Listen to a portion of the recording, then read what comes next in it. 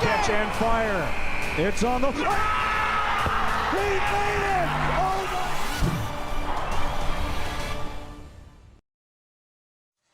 This one is measured in decades. Since 1958, Huntington University and Grace College has been meeting on the hardwood year after year, era after era. Tonight, the marks the 149th meeting between these two programs. 149 times they've gone to war, bragging rights on the line, conference positioning in a place in each other's history. It's Huntington Grace, it's red and green, and it's another edition of one of the best traditions in NAIA hoops. And it is Preston Husband and Jaden Woods alongside the rest of our FDN Sports crew, and we are ready to roll for the number one Lancers, who are 21-0. And Jaden, a big reason why year after year they have been so good, especially over the last 3 years.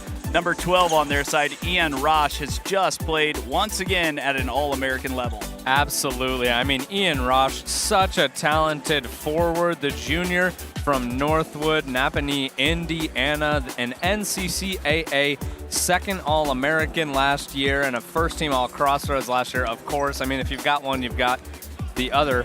He is averaging 15, a little bit of a deduction from last year, 6 boards, 2.7 assists, a steal a game, career highs in most statistical categories. And last time out, helped him win against St. Francis, 17 points, 6 boards, an assist, a couple steals, while shooting 8 for 11. So an incredible producer for this squad and one of their primary people to go to. And his high school teammate, who's now on the Foresters, is our player to watch for HU, Cade Brenner, who played so well at Northwood alongside the Rosh brothers. They won a state championship together. Cade is playing the best basketball of his career here as a junior. He has the most three-point makes in the Crossroads League, 29 of them in league play. Yeah, absolutely. Cade Brenner, such a talented three-point scorer, shooting 36% from beyond the arc, 10 points per game, a couple boards, an assist, a steal, career highs in every single statistical category. And he's all around been a great performer for them, not in his jersey yet, but he's going to be out there and he's going to be performing against this Grace team. Huntington and Grace are very different teams. We're going to take a look at the season stats right now. Huntington is more of a slow-paced team. They play through Caden Johnson, who's playing as one of the best bigs in the entire country.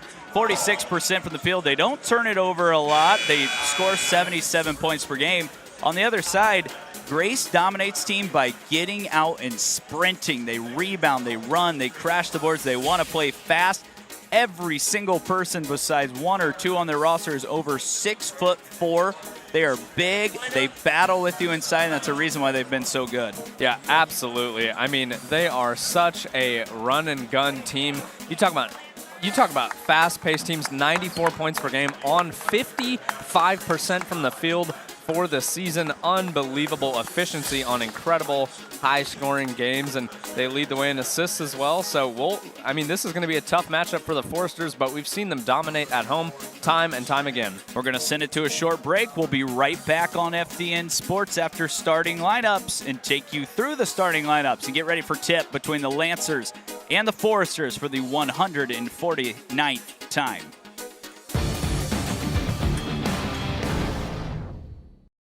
Bippa State Bank is a cornerstone of the community.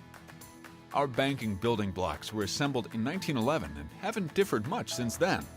We still stay true to our local roots, aiming to support, uplift, and celebrate the citizens and businesses of Huntington. As proud lenders to and patrons of our local businesses, we make our community an even more prosperous place. And when you support local banking, you play an important role in Huntington's success stories. No matter what financial products you may need, your business is an invaluable opportunity for us to strengthen our relationship with Huntington, which we're fortunate enough to call home. Bippa State Bank is banking at its best. We believe in community banking. 8 on the shot clock. Deep step back three from Goodline! Merriman, catch and fire. It's on the...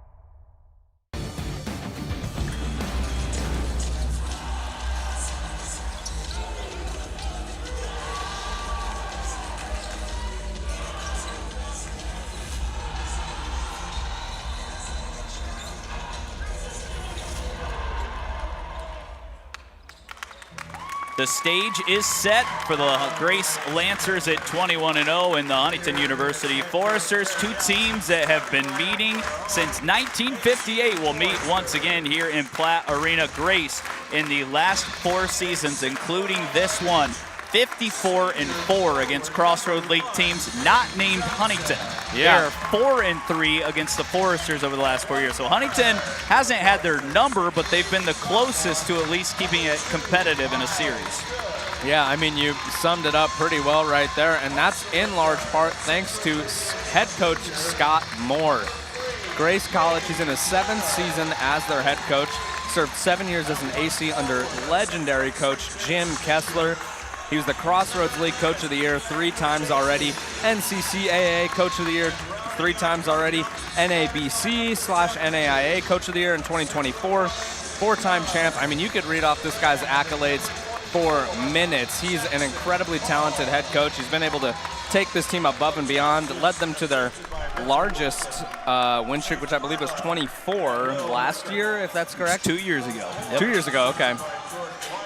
So, yeah, just an incredible head coach, and he's going against Jared Yock, someone who's more young in his coaching career. Yep, Coach Yock is off to a great start. If Corey Alford's listening today, Jared wanted me to tell you something. He's already got 16 wins in his first season. He said he didn't actually say this, but Corey had 16 in his first season. I just wanted to throw that there, okay. Have a little fun between those two.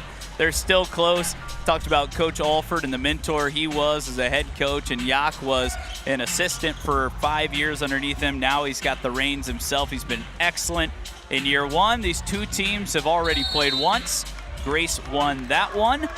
Couple of rushes on the floor and good players for Grace. Ian and Tyler, 2 brothers, joined by Gage Sefton, Hunter Walston, and Grady Carpenter, Tipton, Indiana point guard. Huntington with their normal starting 5 with Johnson, Good, Brenner, Lasisi, and Jackson Paul, who is 1 point away from 1,000. Sefton right away rises and misses. It's an offensive rebound. Rosh touched it. No, it looks like they're going to say it's off of Johnson. That's what this Grace team can do. They're not going to necessarily light it up all the time from deep, but they grab a lot of their own misses, and Rosh is a big part of that. Yeah, absolutely. I mean, Rosh is incredibly talented. Either one of them are very solid players, so very excited to see how they perform against one of the premier defending teams in the league. Carpenter, freshman point guard, had 13 assists the first time these two teams met. Walston's off the mark. Lasisi clears, sporting a headband for the first time this year. Huntington in their white jerseys, of course. Grace in that familiar enemy red. Maybe the headband will be the spark for tonight. We'll see. Johnson with a quick touch right away, averaging 18 and 12 in his last 10 games, and finds the cutting Paul, who goes over the 1,000-point mark with his first bucket of the day. And a nice shifty one at that. Great positioning from the guard. Almost looked like a forward out there with his positioning. Jackson's been so good, and just a great story as there's a foul called on the floor. I think Lasisi will be the guilty party, as he reached in and did grab the arm of Sefton. So that is the first on the Foresters, and Grace can reset under their own hoop. Yeah, Lasisi is a solid defender. I think he could, as Rosh will go up to get his first bucket of the night, I was going to say I think he could improve a little bit at control, but of course, who can't in such a tough league where you need to play aggressive? Rosh shooting 60%. He gets a lot of looks like that right around the rim as JP will reset Miles Good and KJ, who's going to get a lot of touches and run this offense from the post. I've got a feeling JP is going to get a lot of action tonight. Good. We'll have to put it on the floor. Step back, a deep 3 is strong, and it's rebounded by Johnson as Huntington gets another opportunity. This Grace team is so deep, so big. Every single one of their players around 6'5", 6'6". They got a couple of 6'7" guys. They move well and defend well, and that made it really tough on this guy last time out. Miles Good was 2 of 8. He's 0 of 2 to start the day today. Not his ideal start as Rosh goes in for the slam. Grace has created 2 easy looks. Rosh has been defended by nobody on his 2 runs to the rim, and Huntington cannot give up easy buckets to this team as Brenner catches, fires, and is short, and it's rebounded by Carpenter. And again, Grace out and running as Sefton goes strong and is fouled by Johnson. Sefton also one of the better players in the Crossroads League. He was, I believe, named the Defensive Player of the Month for Crossroads League play not long ago, and also second team all Crossroads last time out. So they've got a ton of options, as you were talking about. Sefton out of Black Hawk Christian, one of the premier free throw shooters in the league at 89.5%. Two-time state champ up in Fort Wayne, a top 60 guy as in his senior year. 16 points in that 2A state championship as a senior. He's on the all-freshman team. He played to a second team player last year, and he has just improved his game year in and year out. He is efficient. 53% from the field, 46% from three, 90% from the free throw line. Yeah, and that free throw percentage didn't come from nowhere. Last season, he averaged 77% on the year, so really stepped it up a year ago. Lasisi kept that pivot foot down, missed one at the rim, got it back, forced it up, missed another easy one. Lasisi's coming off what was a tough game for him at Mount Vernon, and it's not been a great start for him right around the rim again. Huntington down 4, 17 minutes left in the first half. Yeah, Grace has got one of the best defenses in the league. They wouldn't be #1 in the country if they weren't, so they've really got to take and make their smart shots. Rosh falls from 10. Can't get it. Good has it cleared. Nearly had it knocked away, and now he pushes the pace up to Cade Brenner, who fires again from the left side. In and out. No good. Carpenter with his second rebound. And you want him taking that shot, but just an unlucky bounce there. Rosh. The crowd outraged about that one. Now catches, misses right at the rim. Johnson did a great job making that shot a little tougher on Tyler. Yeah, that's good stand-up basketball defense. That's exactly what you want to see from Johnson early on. KJ looking to go against the freshman. Redshirt junior skips it back out. JP, a rare three, is off the mark. He went down, no call. It's pushed ahead. Sefton again, an easy run at the rim, and Huntington has been horrid here in transition defense. Everything's a wide open layup for Grace. Yeah, and I mean 55% from the field on the season. You can expect most shots that they take, they're going to make. Brenner wraps around the screen. Grace player goes down. Cade missed one easy at the rim. Walston out and running. They have another open Rosh to the left. Walston coast to coast, another layup. And Huntington should maybe start thinking about a timeout here. They're getting in a dangerous spot as every single shot for Grace is right at the rim. This is what they do, though. They've got so many guys who can run, and with their length and their ability and their athleticism, they're so good in transition. Yeah, a lot of solid rim runners. A foul comes in, and KJ is going to head to the line as Rosh picks up his first. Yeah, I mean, it's not going to be ideal for Rosh to pick up any fouls this early. They need Rosh at full aggressiveness throughout this game if he wants to perform to his full extent of his abilities. Tyler came in out of Napanee, Indiana, of course, as KJ's off the mark. 49 blocks as a freshman. That leads the Crossroads League by 23 blocks.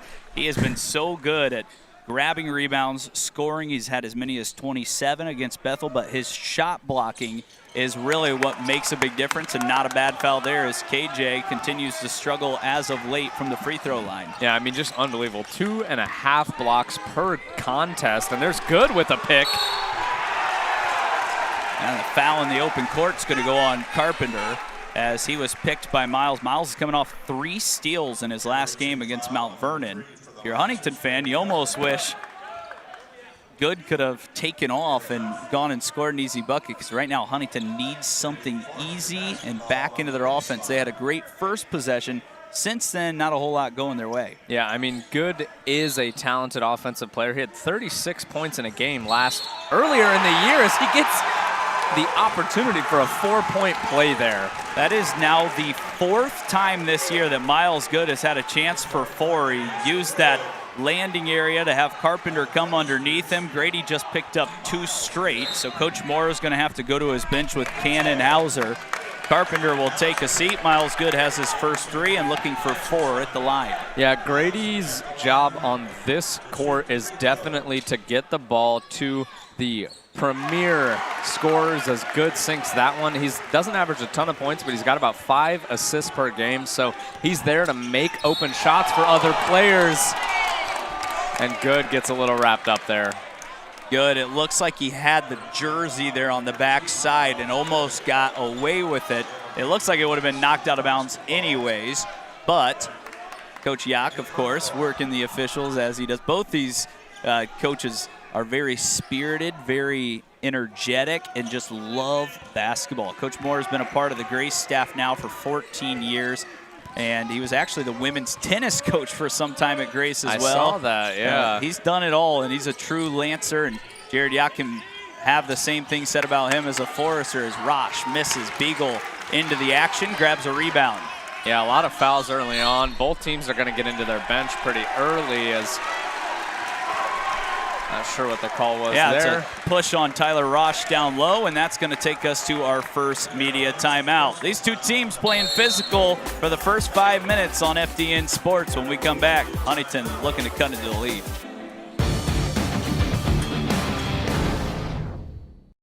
Bippa State Bank is a cornerstone of the community.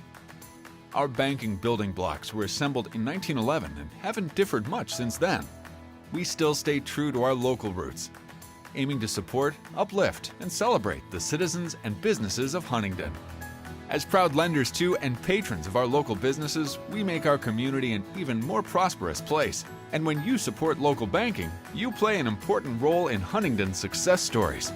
No matter what financial products you may need, your business is an invaluable opportunity for us to strengthen our relationship with Huntington, which we're fortunate enough to call home. Bippa State Bank is banking at its best. We believe in community banking.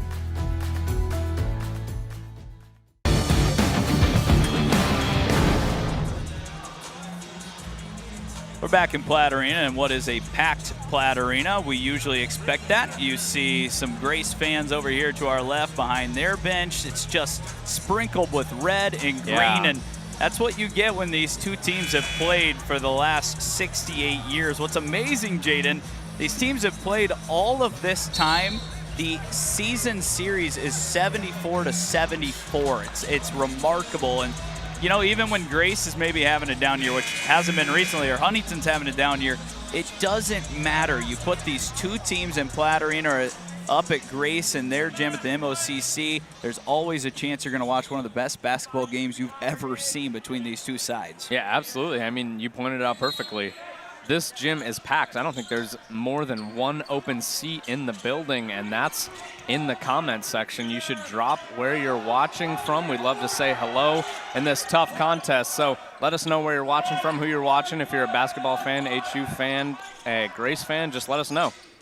Grace falling into a little bit of a matchup zone here as JP gets inside, nowhere to go with it. It's kicked back out good with 5 on the shot clock. Steps back, was fouled again, and that time Sefton got him on the arm, and Good has a chance for 3 free throws this time. Yeah, and I mean, you can hear the outrage of the Grace fans, and it was a foul even if it wasn't just landing, because he hit his arm as he was going up, and Good still almost made that.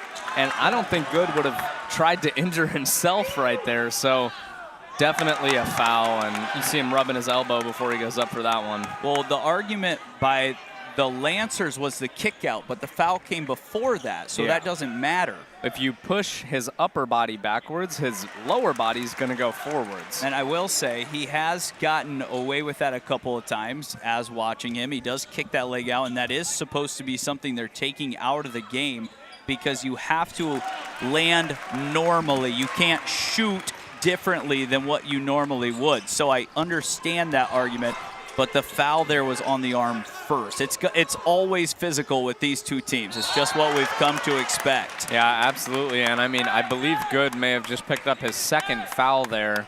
He did. On that pass. So, I mean, having Good in foul trouble this early is not at all what you want to see for these Foresters. He's got 6 of the 8. He's going to have to take a seat for a while. He's already got more points today than he did in the first matchup against the Lancers. So, off to a good start. Someone else has got to step up now. Walston, who stepped up all year long, skips it out. Benton, who's one of the best bench players in the entire country. And yeah, that's a travel on the Carroll grad Hauser. And it's a turnover for the Lancers as Huntington has a chance now to tie or take the lead. Yeah, and I mean, Cannon Hauser, what a name and what a player. He's a very solid bench producer for this squad, somebody that they can always go to, almost shooting 50% from the field and is shooting 43% from the three-point line. So he can really take it and make it anywhere. Jackson Paul, a couple of jabs, and now Cade Brenner right around the volleyball line, resets with 24, and JP, who goes baseline, kicks it to Beagle. Gonna have to reset. JP now only has 5, steps back, fired, short, and rebounded. And that's one of those possessions that Huntington can't have many of against this really stern defensive team in the Lancers. Just not much going there. Yeah, and that's what in the world? We talked about it, not in the pregame, but they're going to have to play almost perfectly to beat this team, and that's not how it gets done. Right now, the energy for both teams defensively just all the way hyped up. And that's what Coach Yak said. Both these teams just come out, and in this game, it's a bigger game than what the rest of them are because they've been playing for so long like we've talked about. It's a fun game. Everyone is up. Everyone packs the building, and we're seeing it here early. Both teams coming out with excellent effort. Yeah, absolutely, and getting tied up early, and a foul. Looks like an offensive foul. The ball will go to the Foresters. By the way, we will go ahead and jump through the comment section here when we come out of our next break. We'd love to say hello to all of you. We'll get to you as soon as we can. We see all of you, and we love that the Grace fans are so involved. And Beagle throws it right to the defense, and Hauser then had it knocked away by Beagle, but it's last touched by Landon. And these two teams that are so solid right now look like they're playing in a YMCA pickup game over the last couple of minutes, Jaden. It's been a little sloppy. Yeah, I would even say a heated YMCA pickup game. I'm not sure. Somebody said the other guy was trash, and now they're really playing for it. So this is a rough and tussle game. Right side drive, kick out. Here's Benton at 6'7", loves to put it on the floor, finds a cutting Wellman who crams one, and he is one of those next guy up as a freshman from Portage who is just a man out there. A big frame, athletic, as Spears rises and misses. Beagle tips it to Matthew, who saves it in the corner. Jackson, Spears gets a defender in the air, falls and hits. And Spears is a bucket getter. He will make space for himself and put it on the floor. Benton is 11 of 20 from 3 this year. That's off the mark, and then Beagle kept it alive. Spears finds Good. Huntington trying to, again, tie or take the lead. Spears wants the lead. That's way off the mark. He has just not been able to knock down open threes this year at a consistent rate, and that time was way off again. Yeah, the term bucket getter, I think, really applies to people who thrive under contact and pressure, and Spears is one of those people. He will shoot better with a hand in his face than he will wide open. Hauser had it knocked away by Good, and now Ian Roche, who had the early scoring, physical inside. They are letting a lot go in this one. Benton, again, had it knocked away by Beagle. Great defense from Beagle, but yeah, super aggressive down there. I mean, they've basically been one step away from fighting down there. Huntington again trying to get into some sort of set. It's Good with the screen off Lasisi. Miles, a lot of dribbling, has to reset again with JP. Jackson, cross, 17-footer is in and out and rebounded down by Caleb Harold. Benton does like to take that three. Only 21 attempts on the year, but has shot it so well. Nearly had it intercepted there, did Harold. Roche has the size on Good, steps through and is fouled and has a chance at the free throw line. Yeah, and maybe the first of the last 15 fouls that have been called. They've been very physical down there, and I mean, that's obviously a foul. We've seen plenty of over-the-backs go uncalled here, so really letting them play down low because they've been very aggressive, and we've seen the Foresters get caught up in aggressive gameplay. I can't recall exactly which team it was, but I remember they were very flustered because of how physical the other team is playing. And of course, you get flustered, you're getting beat up, you're going to want to beat up the guy who's beating you up, and it just leads to a lot of physical play and a lot of fouls. 12 fouls now already in the first half. Rosh misses the first. Grace did win against St. Francis on Wednesday, but they did not shoot free throws well, and that is what they want to do, and Rosh just missed both of them. So that's kind of been something that has maybe been the only poor thing they've done all season long at 21-0 is shoot free throws poorly the last 2 games. Yeah, I believe it's the only thing the Foresters have over them, too. Johnson is blocked by Benton with a 4-inch height advantage. Benton uses that athleticism to block it, and Rosh right back to work. Had that knocked away by Good. Great defense from Good. You love to see the guard getting physical down low. Miles steps back from 3 again. That one's way off the mark. KJ keeps it in play, but Wellman has it. Ill-advised shot there by Miles. Yeah, good hustle from KJ, though, and he's wide. Now Cannon tips it away. KJ couldn't collect. It's out of bounds, and Grace will have another opportunity. So, I mean, Grace has just been very efficient, but this is nowhere near as efficient as they normally are. 42% on the night, but Foresters are shooting 19% from the field. Not at all what you want to see. They're trying to make shots, but they just can't get very open or good ones. Hauser right into Wellman, and Beagle was beat there on the pick and roll, and he fouled Wellman, who will head to the free throw line. Yeah, tried to pick it away, but hit him on the arm on the way up, and that's going to get called most every time. Wellman out of Portage. He helped Portage win their first sectional in 2001. When he was a senior, he had 17 points in that championship game. He was named an IBCA Senior Large School All-State player, 1,200 career points.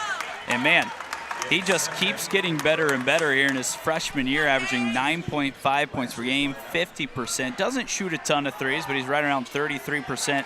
He's coming off one of his best games with 15 points against St. Francis as Huntington gives up another offensive rebound. Yeah, Wellman, another player I actually commentated over in high school, so I covered a lot of Portage games, but he was always a very solid player, one of their primary performers for them. Huntington dodged the bullet as Hauser missed an easy shot over the shorter Miles Good.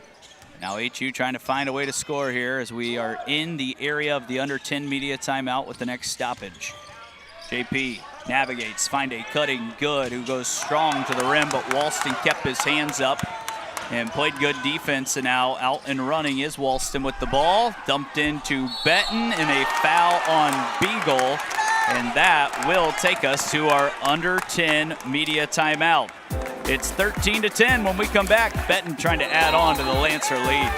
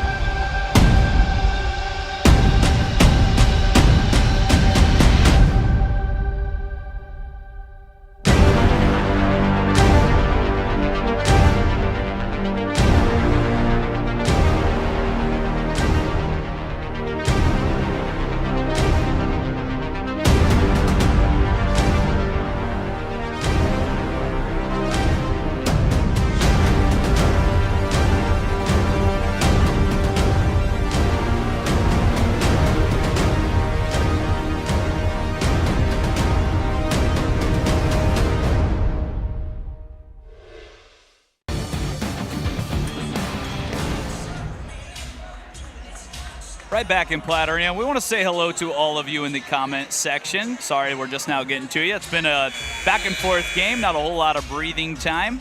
Chris Woosley, that's my father-in-law, watching from Rockport, Indiana. We've got Luke Fetters watching from Dallas. Spruce Lane watching as well. Clint Dog Johnson, talked about him in the women's game.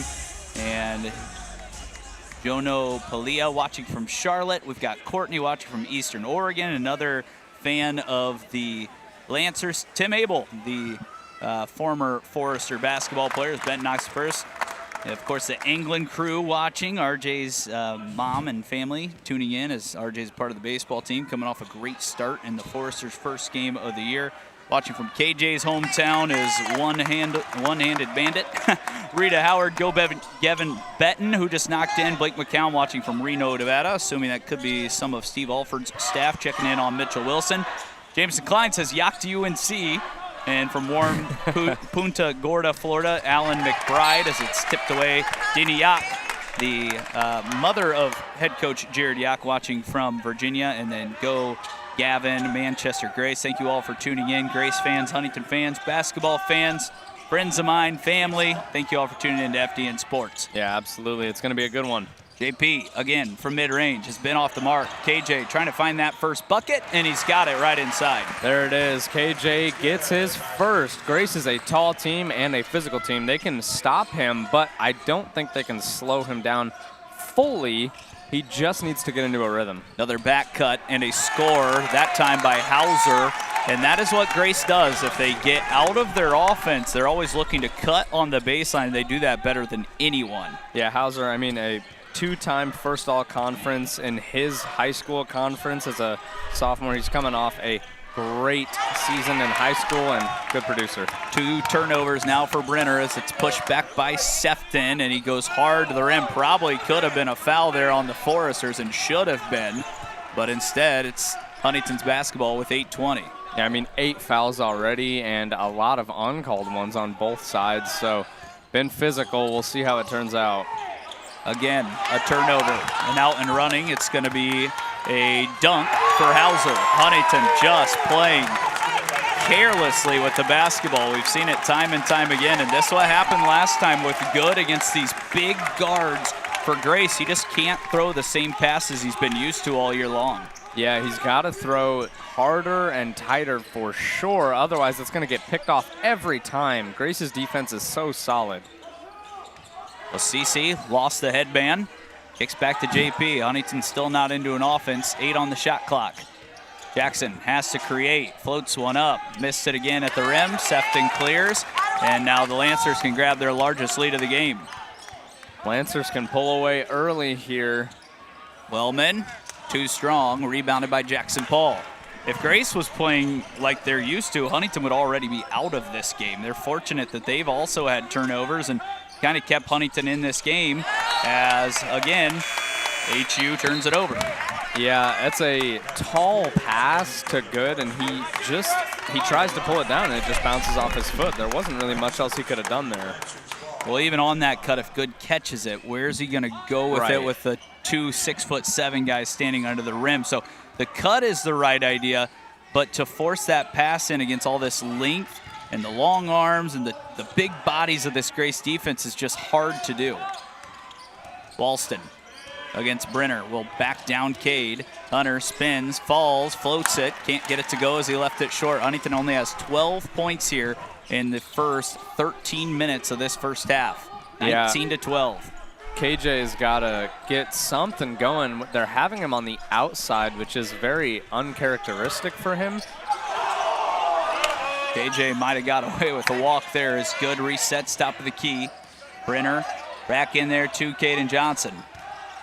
KJ floats one up, missed it again. Spears tried to rebound, and Grace gets another stop. Huntington's approaching single-digit percentage in this first half from the field. Yeah, I mean, they just cannot get a bucket to fall. Rosh downhill, blocked by Spears. Nice play by Matthew, and that's what he has to give this team, is some of that length and defensive pressure in the 4 or 5 spot.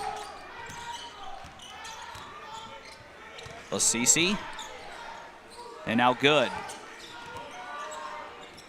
Spears trying to find his way into the lane and falls down, and he's called for a travel.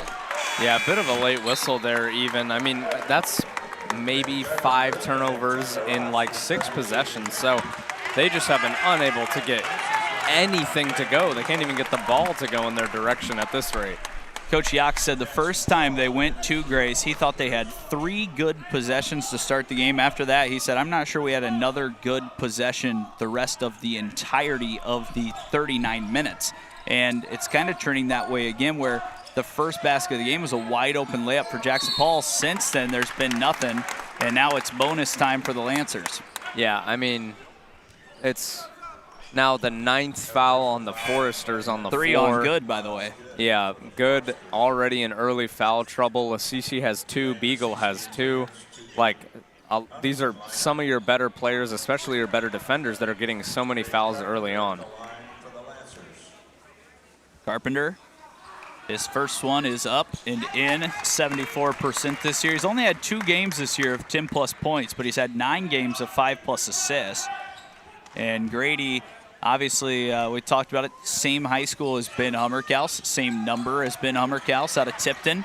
Similar player. Hummerkaus more of a scorer than Carpenter, but Grady doesn't have to be because he's such a good distributor to all his very talented teammates. Yeah, undoubtedly so. One of the premier passers in the league. Cade finally gets one of those triples to go, and it might have been the toughest one he had. Huntington back within 5 with his first field goal. I would say surely. I would have been mad if that didn't make it, simply because they've taken so many bad shots already and they're getting wrapped up down low. Jackson Paul with the undersized defense there. Again, physical against Rosh, forced it out of play. I don't know. That's probably a foul, Jaden. Yeah, I would say. I'm just saying, I mean, Jackson Paul is hanging on Rosh and probably could have been whistled either way, but I guess the Foresters will take it and they'll try to cut back into this lead. Beagle takes his first 3, and it's open. It's off the mark. Brenner had an offensive rebound, couldn't handle it, and it's going to take us to our under 5 media timeout. Huntington scratching and clawing and trying to get back into this first half. When we come back, the Lancers will have a chance to add on to their 5-point lead. As the owner of JJ's, I invite you to visit one of our 7 BP convenience stores. And when you do, I expect you will experience hometown excellence in the cleanest and friendliest convenience stores in your community. Please also consider visiting JJ Java for the best cup of coffee in town, or JJ's Pit Stop for a quick, no appointment necessary professional oil change. Also, if you ever need a clean and efficient environment in which to do laundry, JJ's Washroom is ready to serve you.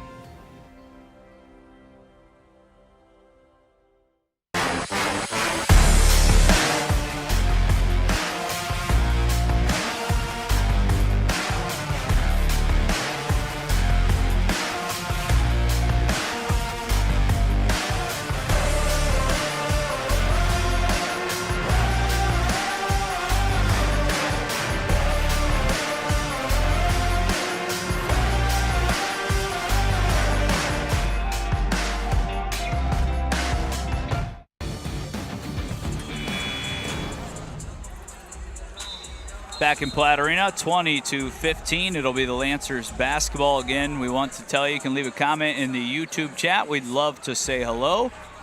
So far, a lot of you Lancer fans telling us where you're watching from. Huntington fans, feel free to do that as well.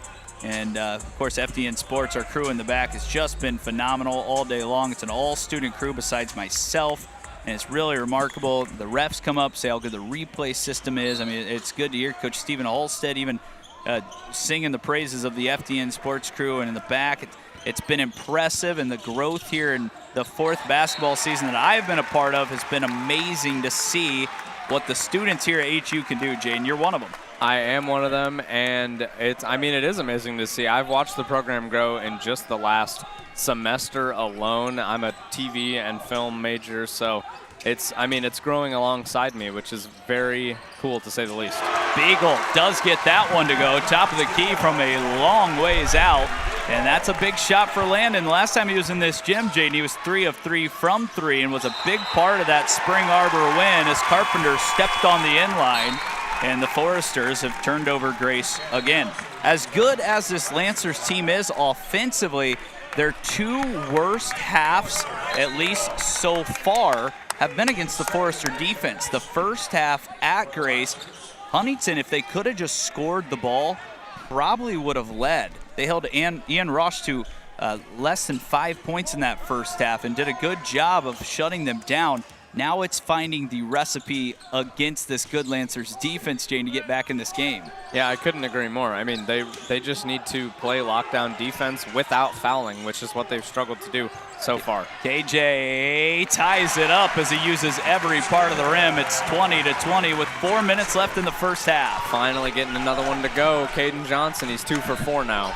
Sefton Good pass inside, but it's too hot to handle, and it was last touched, I think, by Caden Johnson, and that's what they will say as Grace will hold on to the basketball. This was a fastball, and Johnson just tipped it out of play. Yeah, Gavin Benton, the freshman from Manchester, just was not ready for that one.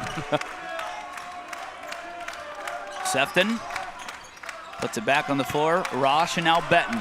Big lefty puts it on the floor and had it ripped away from Cade Brenner. That's good defense again by Caden Johnson. That's a tough matchup for him, Jaden, because Carpenter's not a guard, but he puts it on the floor like one. Yeah, absolutely. A similar play style to players like Spears that are notoriously difficult to guard. Huntington had the lead at 2-0. Since then, they have not had the lead. They're trying to find it here.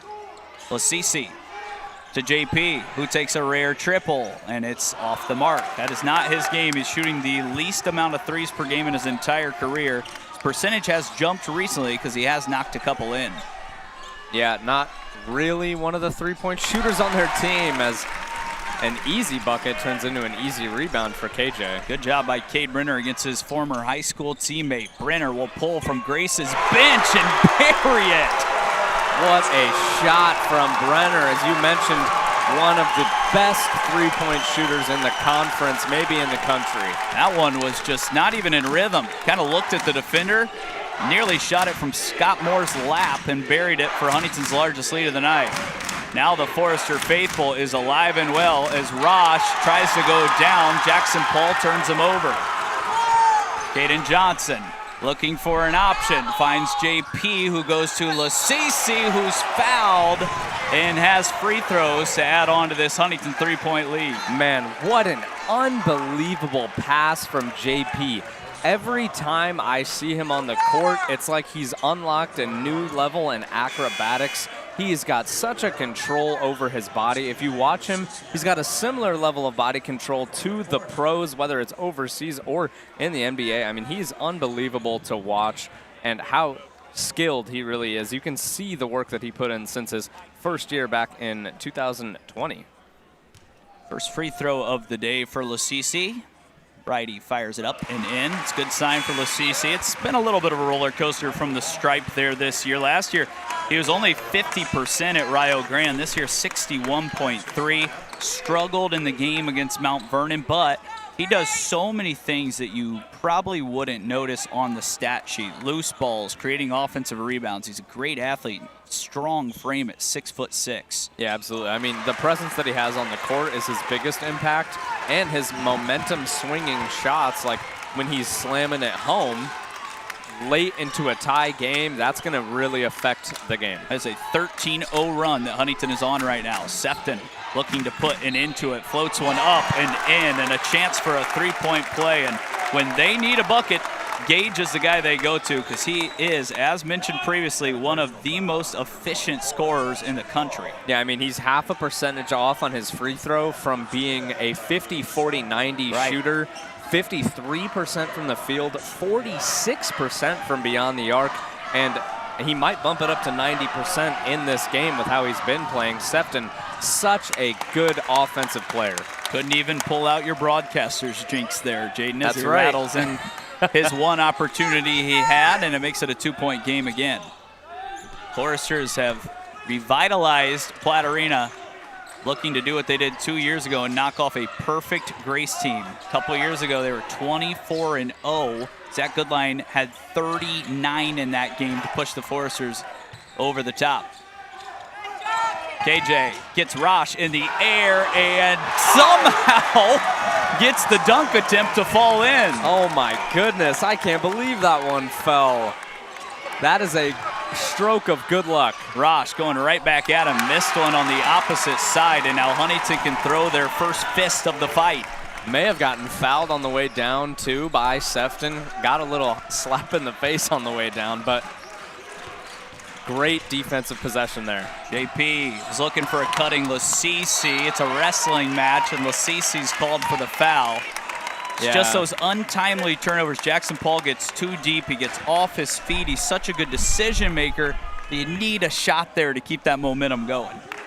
Yeah, we've got some substitutions for Taylor. Not Taylor, why do I keep saying that?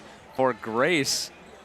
they've been able to dig deeply into their bench already, whereas the Foresters have kind of stayed within their 6-man rotation that they often do. CC now has 3 fouls, so LaCC has 3. Good is already on the bench with 3. And Matthew Spears is about to check in for Kalen because Huntington's in all sorts of foul trouble. Yeah, I'm not sure where these points are coming from because Jackson Paul's 1 for 7 tonight. KJ's 3 for 5. Good is one of 5. So it's really been a team effort to really get any points on the board, and they're somehow outscoring the best country in the nation. Sefton to make it a 2-point game once again. Gage rocks and fires and knocks it in. He'll be subbed out as Caleb Harold will come back in. Caleb Harold's a really interesting story. You look at what he's done in his career. He's not played much at all. 8 games last year, 14 games this year, 0 starts, 5 minutes per game. He barely ever plays, but he's getting an opportunity, and that's because Coach Moore is willing to pick any name out of the hat on his roster and play them and expect them to do what he wants them to do. Yeah, absolutely. I mean, like I talked about, they've got so many people that could be a 2nd or 3rd option on any team. KJ, good footwork, but missed another one at the rim, and then it's kept in bounds and skipped to Walston. Hunter finds Harold, who thought about a 3, now carves into the lane. On the bounce, top of the key, Walston for the lead and knocks it in. So a big swing here by Grace as they've retaken the lead. Coach Yock's going to call a timeout, and it looks like it will be a 30-second timeout. We'll go ahead and keep it right here as Coach Yock's going to bring out the clipboard and draw something up to try to give his team the lead at the half. Yeah, absolutely. I mean, it's been a tough half to start off, and now they're only down by 1. They did have a solid lead for a moment there, but really it's just been the efficiency. I mean, this might end up being a 50-50 game. Like, Grace, who normally scores almost 90 or above 90 a game, has really not been able to get any easy buckets either. So what an interesting day this has been. I want to say hello to a few more of the fans tuning into the chat. Amanda Miller watching from Texas. Derek Hayes, who is Caden Johnson's grandfather, checking in from Michigan. Denny Ock still hanging around watching her son's team battle it out. Bill Bordeaux watching from Venice, not Italy, in Florida. Laura Birch cheering on HU here in Indiana. We've got Jonathan Ferris. He's a Huntington alumni from '94. His daughter is a Grace alumni from '23, so a mixed household there. Pam Timmer watching from Hopkins, Michigan. And then Pam Timmer saying son and daughter-in-law are Grace grads. Daughter is an HU grad watching for her daughter today. And then Chad Benton says, let's go Lancers, let's go Gavin, who might just be the freshman of the year in the conference as their 6th or 7th man. Yeah, and I wouldn't even put it past him. I mean, he's been playing solid tonight, but throughout the season, he's been undeniably a very good producer. Brenner gets downhill, was blocked there by Walston, and now Grace can score quick as Hauser rises before the buzzer. It is off the mark, and the Lancers will take a 1-point lead into the halftime break. Huntington hanging tough here at home. It's 28-27 with 20 minutes to go. We'll send it to our halftime break as the Foresters battling against the Grace Lancers on FDN Sports.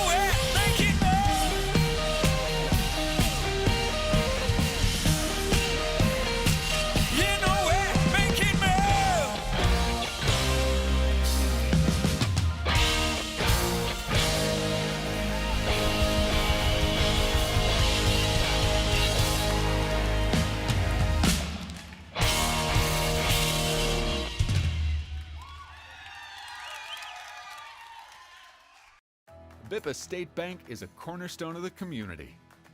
Our banking building blocks were assembled in 1911 and haven't differed much since then. We still stay true to our local roots, aiming to support, uplift, and celebrate the citizens and businesses of Huntington.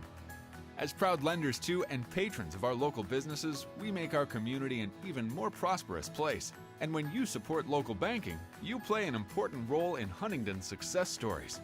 No matter what financial products you may need, your business is an invaluable opportunity for us to strengthen our relationship with Huntington, which we're fortunate enough to call home. Bippa State Bank is banking at its best. We believe in community banking.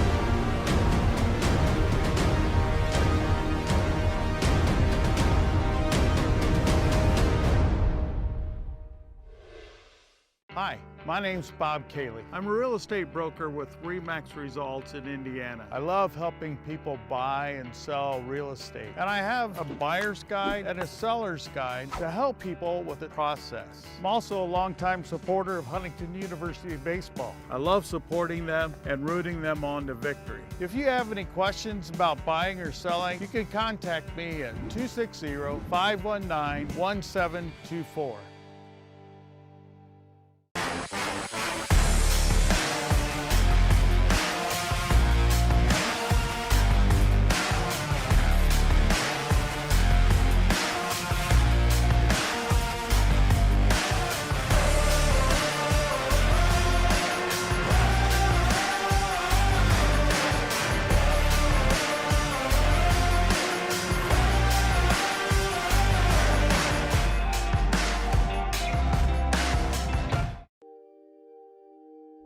To me, Forester Camps is amazing. To me, Forester's Camps is cool. To me, Forester Camps is a great experience. I've always had just like a genuine interest for art, and our art teacher was like passing out flyers and stuff. And I saw that my other friends were going to do it, so I got interested in it as well. And this is my first college trip, so I didn't really know kind of what it's like to be in college. College really isn't as scary as I thought it would be. Definitely go. There is a lot of really cool activities and opportunities you can get here. Try to get yourself involved. Try to talk to other people who are like at the camp as well. Talk to like your hosts and stuff. I mean, there's no reason not to go. I mean, you get out of school if you get to come here. It's really informative on how college actually is, and that the community here is really great.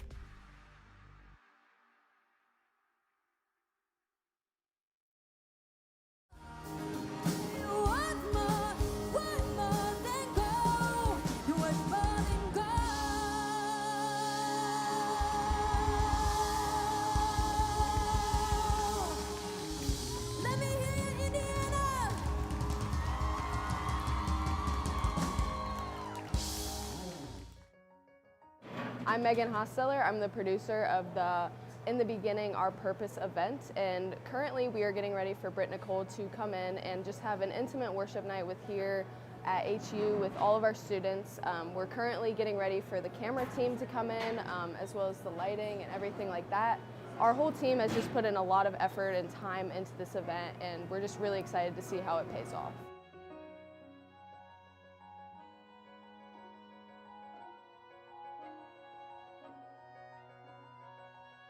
One of the big goals for this project is from our community. We want to bring people into this worship night to come in and have a really great experience to be impacted. We want people to come in and worship God, and ultimately the goal is about finding our purpose. A lot of people are trying to figure out, hey, what's my purpose? Where am I supposed to be going? What am I supposed to be doing the next 5, 10 years? There's gonna be a lot of change happening. So what am I supposed to be doing? So the goal of the event is to help people find that purpose through worshiping God, through asking the Holy Spirit to grant us wisdom in these moments, grant us wisdom this night as we sing praises to you, as we receive wisdom from you, as we receive your truth tonight, and ultimately come together in a corporate community to praise you together. When I saw the name of this, actually the first time I saw it, I think was like on Instagram, and I was like, wow, this is so cool.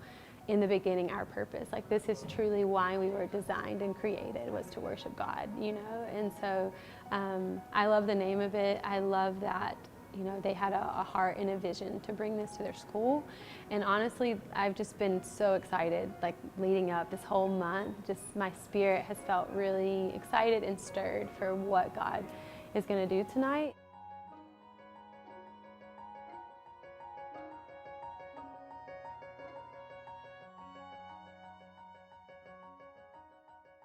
What's cool about it is it doesn't feel like it's about like one particular person. It just feels like, even the way it's set up, it just feels like this is about everyone and just coming together for one purpose. As the owner of JJ's, I invite you to visit one of our 7 BP convenience stores.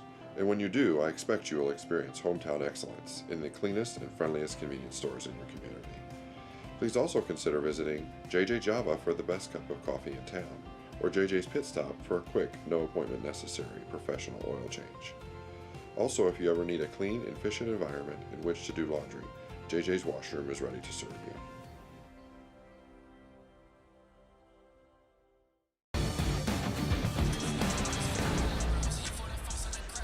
We're back in Platt Arena. We had an excellent first half between the Grace College Lancers and the Huntington University Foresters, 28-27, a low-scoring affair compared to the first game we had today, Jaden, which was high-flying, lots of points, but man, that was a fun 20 minutes of hard-nosed basketball. Yeah, it definitely was. I mean, tons of fouls in that first half, and really, these two teams were always going to play aggressive. It's as you mentioned, 149-game rivalry, and next time they match up, it's going to be the 150th time, and I imagine we'll break out a whole parade and stuff like that. But I mean, it was just such a strong nose, as you mentioned, game. 18 fouls in the first half alone. Like, it was a very, very hard game of basketball. Everyone played their hearts out, and Grace came away 1 point ahead. Huntington down by 1. We'll show you the stats on the court for that first half. They weren't the prettiest of stats you'll ever see, but that's kind of how both these first halves have gone in the 2 meetings so far this year. 9-24 from Grace. Is one of the most efficient teams in the country. 1 of 7 from 3. A big one, though, right at the end of the half by Hunter Walston to give his team the lead. And you look at Huntington on the other side, 9-31, 5 of 14. Both teams missed a couple of free throws. It felt like all 6 of Huntington's turnovers came right in a row. Yeah. But really, they did take decent care of the basketball. 6 turnovers compared to the 9 for Grace College.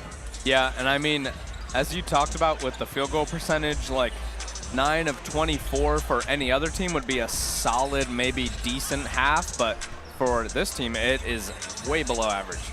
Coach, twice this year in the first half of these games, you have played excellent defense against one of the most efficient offensive teams in the country. How did you slow them down in that first 20? Yeah, I mean, we talked about it at halftime. They got 9 points at the free throw line and then another 10 in transition. They're really hurting us there. I thought we did a good job. Once we got them in the half court, we're going to have to continue to do that in the second half. Coach, your offense was, again, fed through Caden Johnson and Miles Good, who got into a little bit of foul trouble. Cade hit a couple of big threes. How do you get things going on that side against this Stern defense? I thought we were a little bit lazy with our execution. We didn't do a great job screening bodies. And then when we did, we went on that little run and took the lead. So we got to continue to do the little things, and we'll get good looks. All right, thanks, Coach Yak, for joining us. Just about set for the second half. 2 minutes away from the last 20. This game has just been so fun over the years. There's been a lot of great memories, a lot of great players, All-Americans. Yeah. These two teams this year, they are very different. Coach Yak had to jump in the portal. He kind of had to Band-Aid his roster together because Coach Corey Alford left. He had some recruits that went along with him, some transfers out of the program who were out of NAIA eligibility. But Coach Yock has done an excellent job. And if Huntington can find a way to win today, that would just be what has already been a great season, but a storybook first season for Coach Yock as the head coach. Yeah, absolutely. I mean, he really did put together this movie-level ragtag team of people who are playing at a very high level, one of the better teams in the country, and that shows by their record combined with the difficulty of their schedule. Played some of the best teams in the country, and they came away with victories. So definitely one of the best defenses in the league as a tribute to Jared Yock's time as a defensive coordinator for so long, and he really has turned this team around. Take a look at a few more comments that we had during halftime. We had, let's see, Mr. Boston Celtics 3 saying, "Go Foresters" from Atlanta. And I think he likes the color green. Yeah, I guess so. Debbie Clark, KJ's Grandma Clark, watching from Papal, Michigan. So nice to hear from everyone. You guys can continue to let us know where you're watching as the crowd is giving a standing ovation right now to Jackson Paul for reaching that 1,000-point mark in the first half. What a fun story Jackson has been, because he's not been a guy who is always a big-time scorer, obviously, now in his 5th college season. But, man, he makes a lot of winning plays, and he's going to have to down the stretch against Grace. Yeah, absolutely. I mean, he is a great player. He's fun to watch, having a bit of a rough game right now, but he got enough to hit that 1,000-point mark. So congrats to him. Brenner drives, finds Lasisi, who was blocked by Rosh. He adds on to his lead in blocks with another one. Rosh up top to his brother Tyler, who does take a couple of threes. That rattles in and out. Offensive rebound created again by Grace, and then Rosh dunks on Caden Johnson. Rosh, such a strong player, as a testament to his league-leading blocks per game. I mean, he's gonna slam that one home.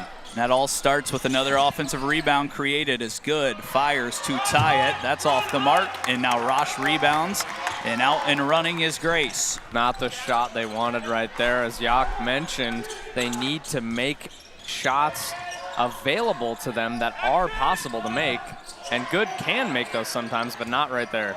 Tyler spins against KJ. Looked like it was blocked as Brenner goes down. Carpenter kept it alive. Rosh is holding his face. And now Sefton drives, floats it up. That's short. Lasisi rebounds. Rosh staying in the play. We'll see if maybe anything gets reviewed like that. But Tyler Rosh has maybe lost a contact or something here on this end. Yeah, something like that. He will have Gavin Benton ready to take his position right now in front of us. So maybe a little torn up right there. Brenner, strong drive and score, and that's something he's added the last few weeks that we did not see much at the start of this season or in the first 2 years. Cade is strong. He's got wide shoulders. He's 6'3".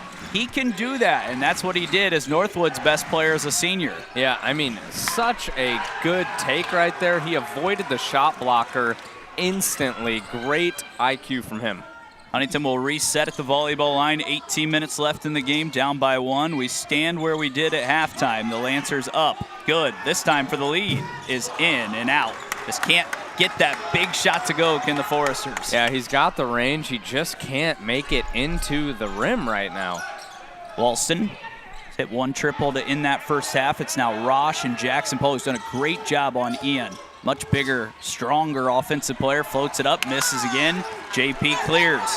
Caden Johnson running the court. Euros lays it up and in to give the Foresters the lead. What a move at 6'11". Nice little bucket from KJ there. Was hoping for some contact. He's looking over at the ref like, hey, come on, man. But that's a good take and a good make.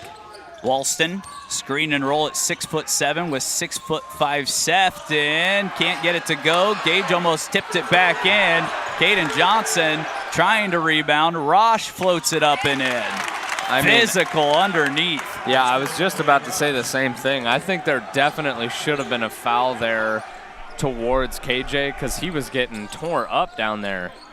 This Grace team with those big bodies are so good at getting physical in the right way, using their bodies to create that physical touch inside and make it tough as KJ is fouled, and that time Rosh got him on the left arm. That's the second time Tyler has done that today. Yeah, I mean, KJ is such a premier shot maker that you have to watch out for him, and sometimes you have to get a little physical just to stop him from getting a bucket, because he really is, even at 6'11", the advantages that he has over some of the shorter players, he really is one of the better players in the country when it comes to creative scoring. These are just not going in right now. The flow for KJ at the free throw line just doesn't look the same as we saw it a little earlier in the season, as Rosh will have a seat and Gavin Benton back in. But these have to go in. If you're going to be in the paint this often, you have to start making this the same clip you were earlier in the year, or teams will start to choose to foul you like they did last year, and it's an 0 for 4 day for KJ from the line. It's just part of basketball. You got to make free throws, and if Huntington ends up getting beat in a close game, that's something they're going to look back on. Yeah, I mean, they're literally free throws. As a big man, you've got to be able to make them when they come to you, or they're just going to start shacking you. Benton, a tough two, is missed, and Sefton came flying in. Lasisi with a strong rebound. Huntington has had plenty of chances. They just got to start knocking in some shots. Yeah, they've had open ones. They just can't hit the bottom of the net. JP, 15 on the shot clock, has an open three, top of the key, and his first triple of the day is a big one. Yeah, finally, he's 1 for 4 now. Again, not really a three-point shooter, but if they're going to leave him open for it, he's going to take it. He has been shooting it a little better, as we talked about. He's now at 36.4 coming in. Walston just bullies Beagle, and that has been a little bit of an Achilles heel for the Foresters. 15 is attacked on the defensive end a lot. Yeah, they've been really tough down low. I mean, I think that's just going to be the story of the night. He's a solid bench producer for them, and he's going to keep doing that. So is everyone on their team. Jackson tried giving it to KJ. Somehow JP got it back. Beagle takes a tight three and hits another, his second of the day. Beagle, such a good three-point shooter. He's got great form. His shot looks the same every time he goes up.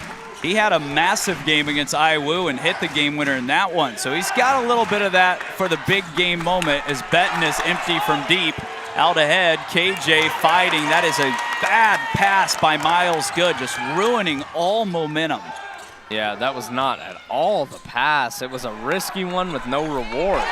And then you do that. You give it up right back to one of the best three-point shooters. Just no reason for that. When you're running your sets well in the half court, you have a chance to take a swing. You try throwing a 90-foot pass up ahead, and Grace is right back in the game. Just can't happen against the #1 team in the country. Yeah, not at all. I mean, even if he got the ball, what was he going to do with it? There's another 6'7" guy right on him, so he still had contention down there. Good. Trying to make up for his mistake. Goes into the lane. It's a loose ball kept in, tipped by Rosh. Out and running the Lancers again. Walston will take a three. Carpenter has not shot one today, and that's way short. He's not a great three-point shooter, and it showed there as that one's a little short. Yeah, a little bit of the inexperience from the freshman. Not really a scorer, but that's a good shot either way. Inside KJ against the smaller Benton, but has stood strong against KJ so far today. Gets to his right hand, just left it short from 2 feet. Yeah, I mean, there it goes again. KJ's really got to lock in those easy buckets. Rosh with the spin, Lasisi with good defense. KJ yanks it down, out and running JP. He's gonna head right to the rim, adjust and score, and the Foresters back in front.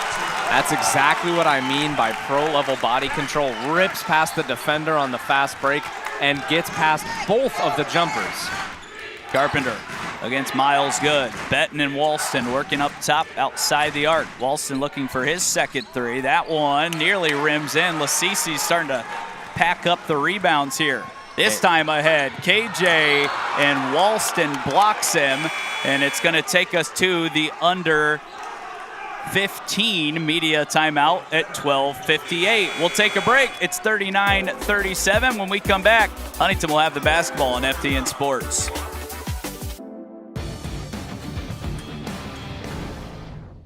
Hi, my name's Bob Cayley. I'm a real estate broker with RE/MAX Results in Indiana. I love helping people buy and sell real estate. And I have a buyer's guide and a seller's guide to help people with the process. I'm also a longtime supporter of Huntington University baseball. I love supporting them and rooting them on to victory. If you have any questions about buying or selling, you can contact me at 260-519-1724. As the owner of JJ's, I invite you to visit one of our 7 BP convenience stores. And when you do, I expect you will experience hometown excellence in the cleanest and friendliest convenience stores in your community. Please also consider visiting JJ Java for the best cup of coffee in town, or JJ's Pit Stop for a quick, no appointment necessary professional oil change. Also, if you ever need a clean and efficient environment in which to do laundry, JJ's Washroom is ready to serve you.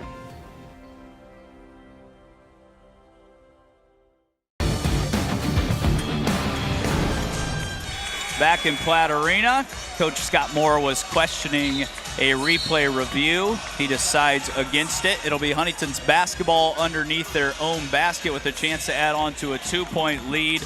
They're questioning whether that ball went off of Walston or KJ. It looked like it could have been KJ, but with the new rules, you have to call a timeout immediately, Jaden, ask for the replay, and then they'll go look at it. Yeah, and I mean, we're right next to the replay review machine, so we had basically the entire squad trying to figure out what was happening, but no review there, and I think that's a good call. I think it should have stayed with Huntington there. Back in the zone are the Lancers. KJ catches. Brenner had an open look. Beagle's got a better look from the same spot, and it's the same result. Beagle, he's now 3 for 4 from over there. He's got 9. Wellman will fire an open 3. Right back at Huntington. They gave up an easy open look. Huntington just cannot hold on to that 3 to 4, 5-point lead because every time one of these Lancers has an answer. That time it was Wellman. Yeah, and I mean, Wellman was one of the best players in the state of Indiana when he was in high school, so you just cannot leave him that open. Benton in the air. KJ adjusts and is fouled. And again, he's going to get another chance at the free throw line where he is 0 for 4 today. Yeah, we'll see if he can break the spell here, if he can maybe go 1 for 5. But maybe 2 for 6. He's got 8 points and 9 boards, so it's not like he's not producing, but he's not producing at nearly the level that he should be. KJ's first is up and off. 0 for 5 now. It's just not good enough from what has been one of the best bigs in the entire NAI. You have to make free throws in this game, and this is what hurt KJ last year a little bit. Oh my goodness, the 6th one in a row rims out.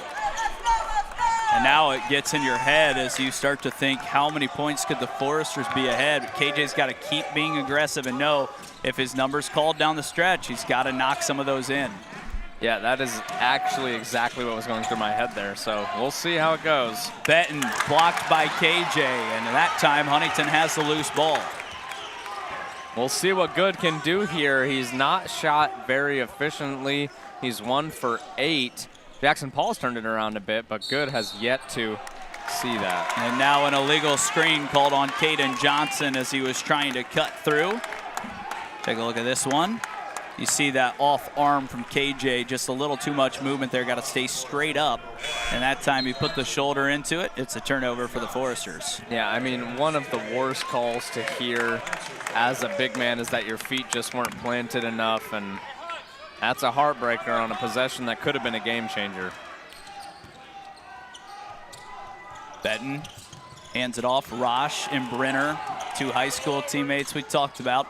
Benton has fired 2 threes, empty so far. Hauser carves in. Another great job by Caden Johnson, at least deflecting that shot. That's a great rebound by Beagle as well. He has been very aggressive on the floor tonight. In other ways, he hasn't really been fouling a lot either. HU trying to get back into a set here. 11 minutes left. They're up 2 in Platt Arena. Good. Carves it to KJ, who uses that footwork and gets one to go over the front of the rim. That's exactly what he needs to do. Slam the ball on the ground, pick it back up, and get a bucket. Hauser and Benton. Right now, KJ almost tempting Benton to shoot a three. Hauser and good, physical on the drive. Sefton some space, off the mark. Rebounded by Brenner after a couple of bobbles. Yeah, a bit of a tussle between Brenner and KJ there, but they end up with it at least. But I know calling same team can really change a lot of possessions. Biggest possession of the game so far. Good, floats it up, in and out, rebounded and fought for, and it's called on Jackson Paul as Hauser uses that size, and JP picks up his second personal. Yeah, I mean, Hauser smiling through the pain. I think JP may have hit him in the hit him in the face on accident as he was going up for it. But it's good to see him getting physical down low, looking for them rebounds. So everyone's doing a good job of playing physically. Rosh, who's been quiet today, can get it going at any moment. To Benton, who's trying to get to Hauser, who will rise from three right side. That's off the mark. Jackson Paul, a great block out and rebound. His eyes are always ahead. He finds Cade Brenner, who will reset with JP. Our under 10 media timeout coming up at our next stoppage. And good gets shoved off there. Was looking for a call, but none there. JP working against that screen. Jackson navigating. Now good. Will fire a big three and hit. And Huntington's up 7. Finally good gets something to fall. Bit of a sally there. He's 2 for 9 now. And a big shot too. Rosh inside is fouled on the drive, and it'll be out of bounds. But that will take us to our under 10 media timeout. Miles good with the big three. Rosh trying to come back. The Foresters up 7, less than 10 on FDN Sports.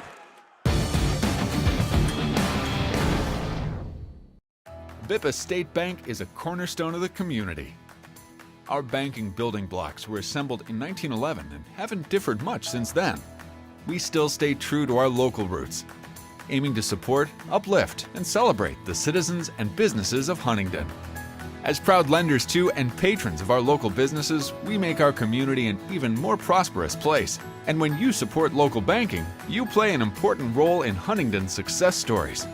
No matter what financial products you may need, your business is an invaluable opportunity for us to strengthen our relationship with Huntington, which we're fortunate enough to call home. Bippa State Bank is banking at its best. We believe in community banking.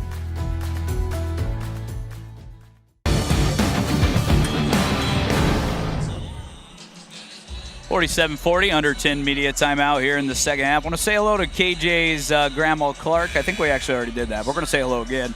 Rodney and Angela Hunter watching their grandson Matthew Spears from Dayton, Ohio. Denny Yock still cheering on Coach Yock's team here, and Diane Johnson, who's also another grandmother of KJ, tuning in as Huntington is up 7. The last time Grace was undefeated, they came to this building. They were 24-0, and Huntington defeated them. This time it's 21-0, but there is a long way to go because Huntington's been in this spot over the past few years against Grace, but Grace always finishes strong. That's what good teams do. Yeah, absolutely. They are a strong team all around, and in a game like this, they need to finish strong. They're down by 7 with 10 minutes left, and those 7 points are going to have to be hard fought. Rosh is back in, that being Tyler, his brother Ian on the left side near us. Hauser surveying, finds Tyler. Gonna put it on the floor, good, knocked it away. Rosh falls, can't get the roll. KJ with an excellent rebound, his 11th of the day. Just great IQ from him to not thrash around a little too much. They've been calling a lot of fouls on the Foresters down there, so great IQ. Jackson surveying up high off the glass, a nifty move from the veteran. He's gone over 1,000 today. He's adding on to his total now. That's a good, tough bucket from JP. He's such a talented scorer. Rosh against JP will back him down. That 6'7" frame finds his cutting brother. JP keeps it in with another hustle play. Unbelievable hustle and accuracy on that dive out of bounds to avoid injury and still get the ball back to his team. Huntington can add on to their largest lead of the day. They are up 9. Beagle has had the hot hand. That one is way short. Coach Yock asking for a tip and a foul, and KJ's asking for a tip. Coach Yock is thinking about a challenge, and they're not going to get it in time as there's 8 minutes left. See, that's the same call. They have to call it right away and then ask for the review. Yeah, that's just, I mean, that's sad. If it was a tip, then it goes uncalled, but either way, it goes the other way. Rosh and KJ, good job staying straight up. He has defended some of the best post players in the league so well this season and continues to do so today. He's making a big difference here tonight. No free throws have gone down, but he's been a good player all around. And a turnover by HU. That's what can't happen with this lead. Wellman, coast to coast, missed an easy bucket. Good has it. It's a 3-on-1 for HU. Miles smartly will slow it down. Grace is just uncharacteristically missing shots at the rim, Jaden. They're usually so efficient, but Huntington's defense has been excellent. Going to one of their favorite sets to the big lefty, KJ. Keeps that pivot foot down and puts Huntington up by double digits. And that is just unbelievable. He's such a good scorer when he's right around the rim. He's got a little bit of range to it with all those arms, so he is so good around there. Hauser, great job moving his feet by Miles Good. And now Rosh trying to attack again against JP. They're going to count the bucket and give him continuation. That is that's NBA call there as Rosh gets it to go. Uses that strength against JP for another 2. Yeah, I mean, finally they've been able to break the spell. I'm not sure that it should have been a shooting foul, but the bucket will count. And he'll get a chance for another one, but they haven't scored in what feels like a long time, so this could be very crucial to them as the third one is up and in. Rosh is up to 9 points. He's only had one game all year where he hasn't scored 10, and he scored 9 in that one. So he's one away from being in double digits once again. JP and Good. Working, Miles finds KJ who floats one up and in, and the big fella's got it going here in the second half. He's got 14 points and 12 rebounds. That's a good bucket. They've got 10 points, and their goal right now is to play keep away. They can't allow any good high percentage shots to this Grace team.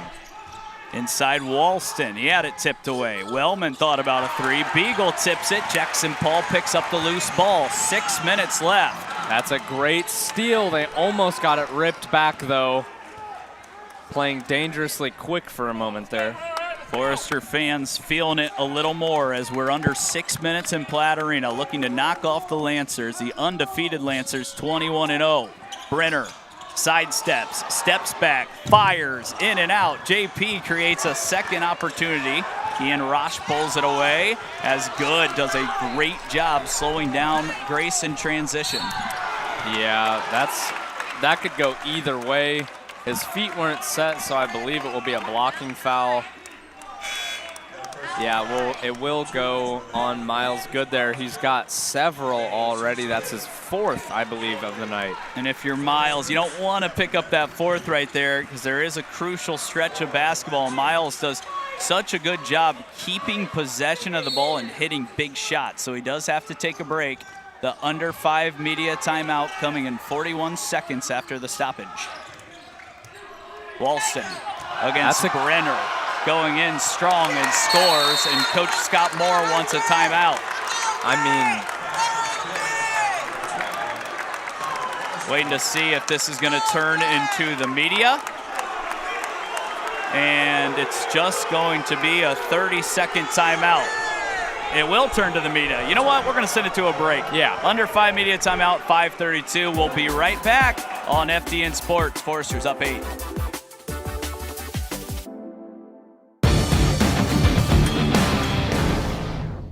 Hi, my name's Bob Cayley. I'm a real estate broker with RE/MAX Results in Indiana. I love helping people buy and sell real estate. And I have a buyer's guide and a seller's guide to help people with the process. I'm also a longtime supporter of Huntington University baseball. I love supporting them and rooting them on to victory. If you have any questions about buying or selling, you can contact me at 260-519-1724.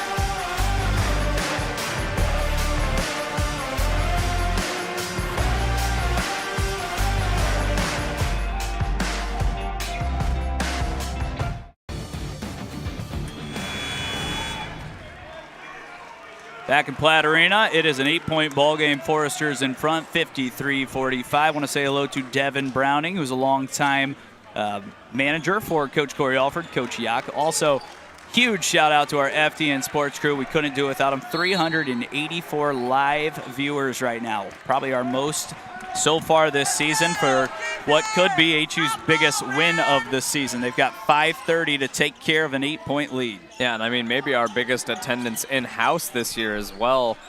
We are full up. Beagle could not get it around Hunter Walston, who was just staying right with Cade Brenner. KJ can't catch. It's kicked out of bounds, and the Foresters will have 5 to work with the clock. This is where you don't want those live ball turnovers, Jaden, because that's where Grace killed Huntington to start this game in transition. Yeah, I mean, fast break points are the dagger for a lot of these teams. If you can get a lot of quick points, not only is it demoralizing, but it is really efficient. Most of those shots are going to be high percentage. Huntington trying to dump it right into KJ, who catches. He's got 4 to work. The lefty takes his only jump shot all year long, almost banked it in. And now 5 to go. Beagle picks it off.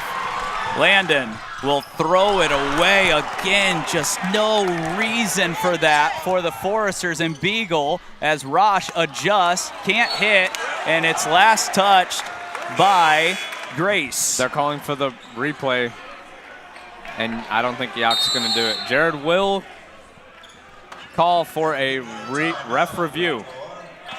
So we're going to call a timeout. It is our Under 5 Media timeout now. When we come back, we'll see what Coach Yak is deciding to do. 53-45 on FDN Sports.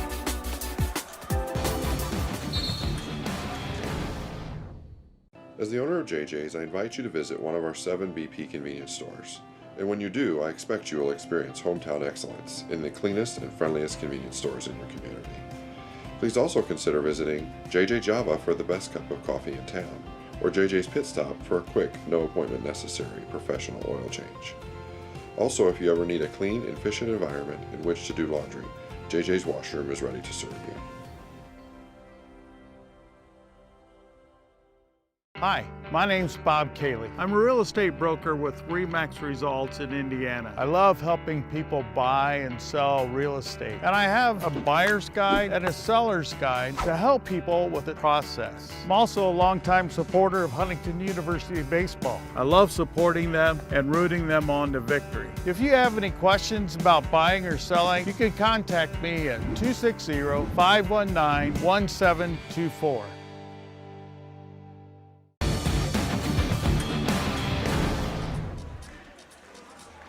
Back in Platt Arena, 53-45. Coach Yak did decide to challenge that last play. It's just up to the refs to now review it, see if we have all the right angles. The refs do an excellent job. You can see here on our ref cam right in front of you, taking a look at that. I think the issue with this one, Jane, we're going to show it here in just a moment, is that Caden Johnson had the ball, but Rosh's hand pushed behind, so that doesn't really overturn the call. You can see it right here. So the rebound looks like, but since that hand's here, it's probably still off of Caden Johnson. Yeah, I can understand the call, but also, like, there's just something, like maybe it could have been out of KJ's hand and he hit it with his finger or something, but it can't be that precise. So the ref letting us know that it's going to stay with Grace. And with 4:47 left. Yeah, what a big possession this will be. Massive. They've created a lot of second chance opportunities as on the day, just 5 second chance points, but they have 6 offensive rebounds. And now Huntington's got to lock back in on the defensive end. It'll be Walston who triggers it under the Grace bucket. And this is where Coach Moore and Stephen Holstead and Jordan Wider and their staff makes their money. They're so good in these situations and drawing up the right play. That time Huntington defends it well. It's tossed up top. Sefton catches and lands. JP on him. Good, has 4 fouls. Ian Rosh backs him down. He steps through and gets the left-handed layup to go. So good by the big, strong forward with the very crafty footwork as well. Yeah, there was really nothing good could have done there to slow that bucket down, but he tried his hardest to stay clean and did. Coach Hull said to our left, the assistant Brenner fires a 3 running. He was knocked down. Wellman was tripped. Brenner was trying to draw the foul instead of make the shot. And now Grace running with Walston, goes high off glass, tipped away. KJ did just enough to get that one knocked away from the Lancers on the offensive rebound. Yeah, absolutely, and good idea to just immediately sprint down the floor. There could have been an open bucket for him there. Maybe a foul there. Yeah, I mean, that's going to be a whistle blown. And Walston is called for the personal as Coach Yack is asking about timeouts. He should only have 2 left. And it shows that now up on the board. Both coaches only have 2 timeouts. Huntington, though, falling back into that danger zone. They don't have any of that offensive swagger going right now, and someone's got to make a play. Wouldn't be surprised to see it be 24. I also wouldn't be surprised to see it be Cade Brenner, again, playing some of the best basketball of his career. 8 on the clock. Jackson hit a big 3 last week. He's looking for a big bucket here. Steps back from the same spot, and it's nearly banked him way off the mark. Another bad possession by the Foresters. Have to start getting the ball into Caden Johnson. Rosh carves. Benton 3. Has not hit one all day long and still hasn't after that attempt. You talk about who needs to play good defense for the Foresters. Shockingly, it's been Landon Beagle and Cade Brenner. They've both played very solid defense tonight. Jackson drives, is blocked, and a foul is called. He hit his hand right as he was up there. And I mean, that's good defense either way, though. And the refs might want to come look at this one for goaltending now. I think it looks like a clean block. It shouldn't be goaltending, but it is going to be shooting foul for Jackson Paul. Yeah, I don't think it was on the way down. Yeah, they'll call the foul. Yep. Yeah. It was a good block. He got to it before it hit the backboard, and really it was under the rim anyways. So it's going to be 2 shots. That's the right call, and it saves us some time without the review. Yeah, it definitely does. Approaching 5 p.m. now. Jackson's first, off the mark. That has just been dreadful for the Foresters today. They cannot find a way to lift that lid off of the basket when they're at the free throw line. 5 of 13. Baffling. Yeah, I mean, Again. 5 of 14 now. They just cannot. We've seen this spell hit before where they just can't hit a free throw. That's how you lose against the #1 team in the country. You have this game kind of under control if you knock in free throws, but they just haven't been able to do so. That's solid 2-man defense right there on a good ball handler. Walston will carve inside this time. Back against KJ. Good spin move and the score with the right hand, and now it's a 4-point game. That's quick, high IQ basketball right there. KJ just couldn't even react in time. Walston's been their best player here in this second half. Miles good. 2:30 on the clock. Looking for an option. Huntington needs some sort of offense. Brenner should have thrown it inside to KJ. Instead, it's Miles Good who floats it up. Wellman hammered him. Yeah, that's a terrible missed call. I mean, that right there, that's a foul. And I know they've let it play all day, so I get it. If you're going to let it play all day, you let it play. But that probably is a shooting foul. Yeah, they will be reviewing it, and I imagine there's no way that it doesn't get overturned. So they're going to come look at the shot clock to determine if it should have reset. And with that, we're going to send it to a break. 2:19 left. Huntington will have the ball. We'll see how much time is left on the shot clock for the Foresters when we come back on FDN Sports.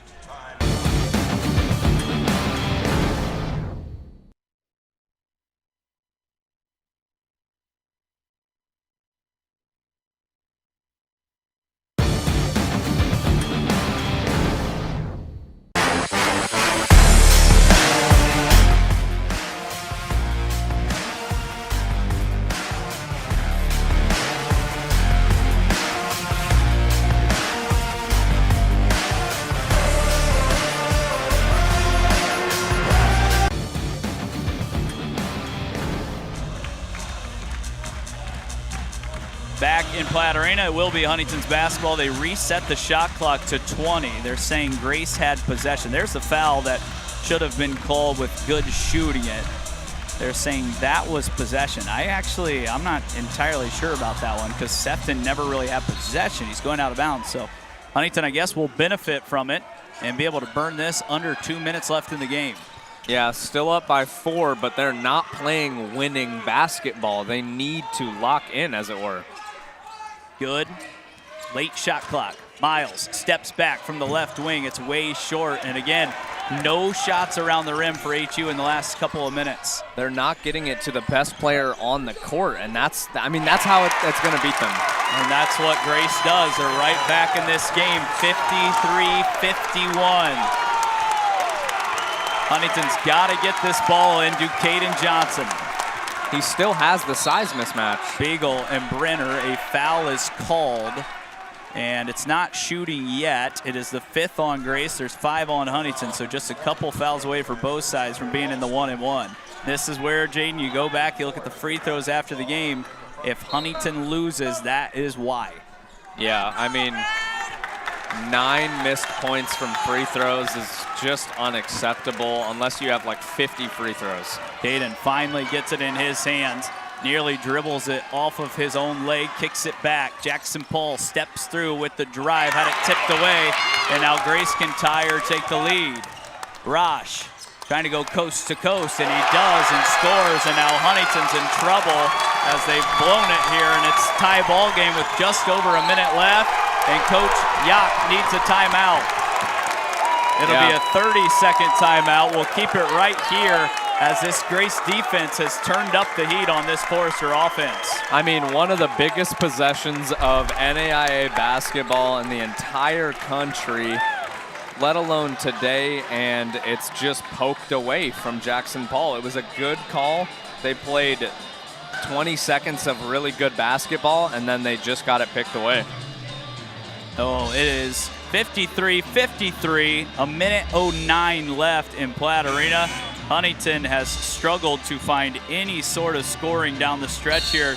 They've had this game really in control a couple of times, Jaden, but when they get there, they've not thrown that final punch, and they have not scored since the 6:53 mark.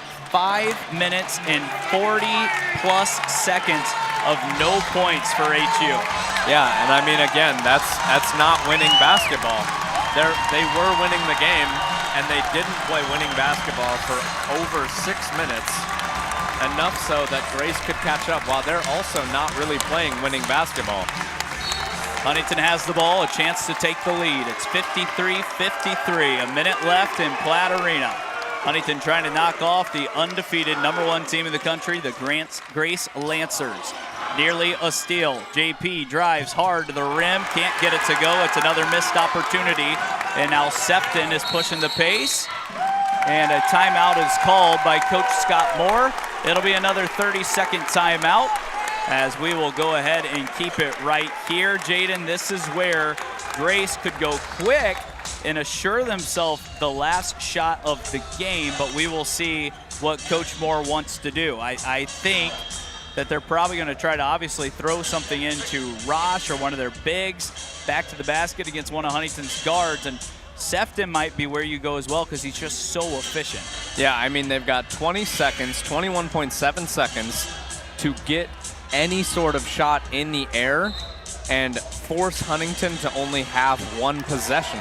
So even if it's maybe not the greatest shot, they can hold for the last shot, but they have so many talented scorers, I can't imagine that whatever shot they take isn't a good one. 53-53 as we get set to see what Coach Scott Moore and his staff will draw up. Kalen Lasisi checking back in. Haven't seen him quite a lot in this latter half of the second half. This game was 53-43 with 6:30 left in the game. Rosh doing exactly what we thought against Jackson Paul. No call, and they bucket, and he puts his team in front. And now Huntington just needs to score to tie. They haven't done that in 6 minutes. And Coach Yacht needs a timeout. It's a full timeout. Rosh, 7 of 14 from the field. We're going to send it to a break. Best player for Grace, putting his team in front with 43 seconds left.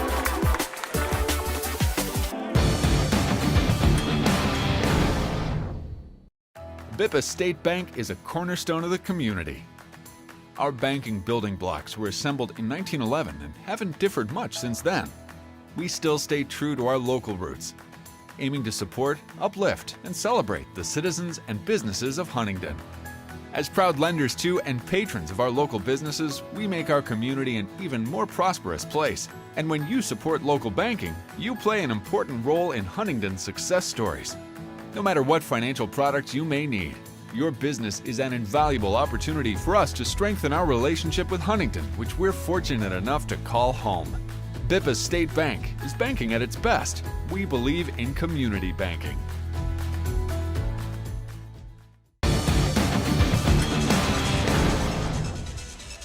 Back in Platt Arena, the Grace fans are now back alive. Both teams have felt dead and out of it at some point, but right now the Lancers are hanging on to a 2-point lead. It's a 12-0 run. Huntington has not scored in exactly 6 minutes.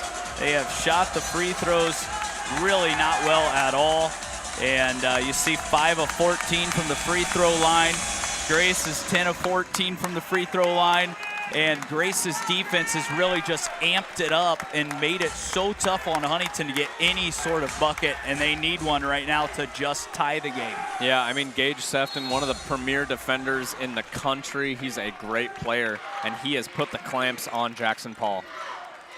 Hayden Johnson nearly was picked by Benton. I was going to say they're thinking about fouling. That's the same play they ran against Indiana Wesleyan to get Landon Beagle open, and you wonder, is Grace going to foul Caden Johnson on purpose here to make him go to the free throw line and shoot a 1-and-1? Well, yeah, I mean, in this game, that would be a good idea because he has not been able to shoot it well. Running the same play. This time Johnson's backing down Benton. The cutting Brenner is pushed off the block, and that one is last touched by Benton.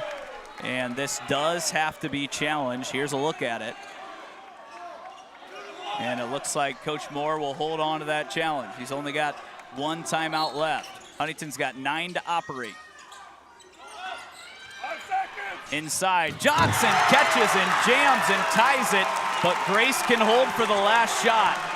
20 seconds left. What a slam dunk from KJ to send it to a tie game.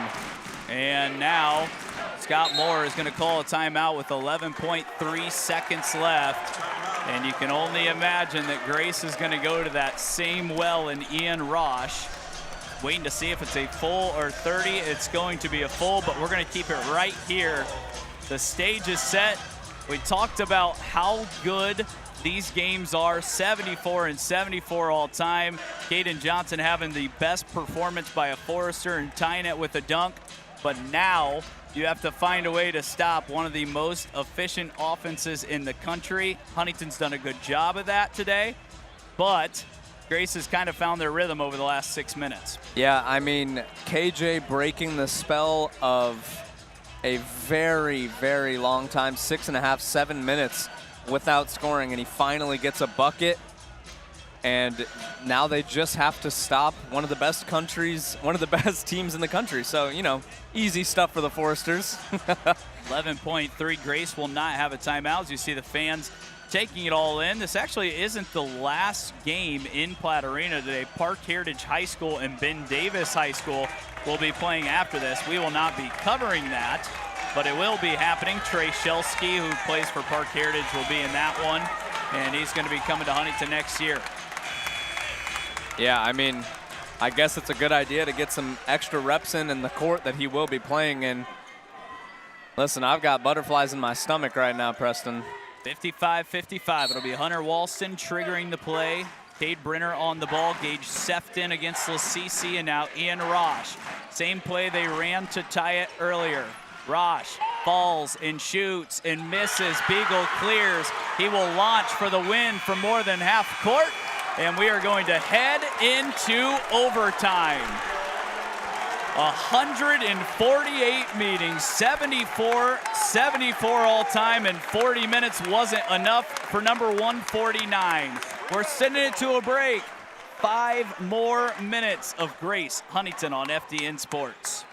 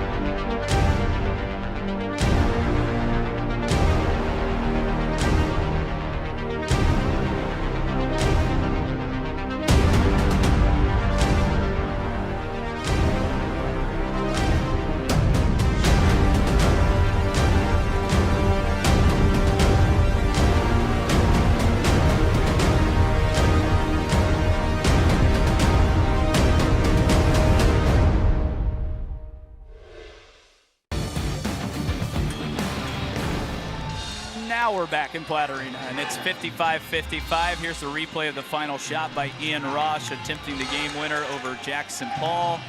Didn't get the look he wanted. Beagle had a chance to win it from about 65 feet, couldn't hit, and that is why we're here with 5 more minutes of extra basketball.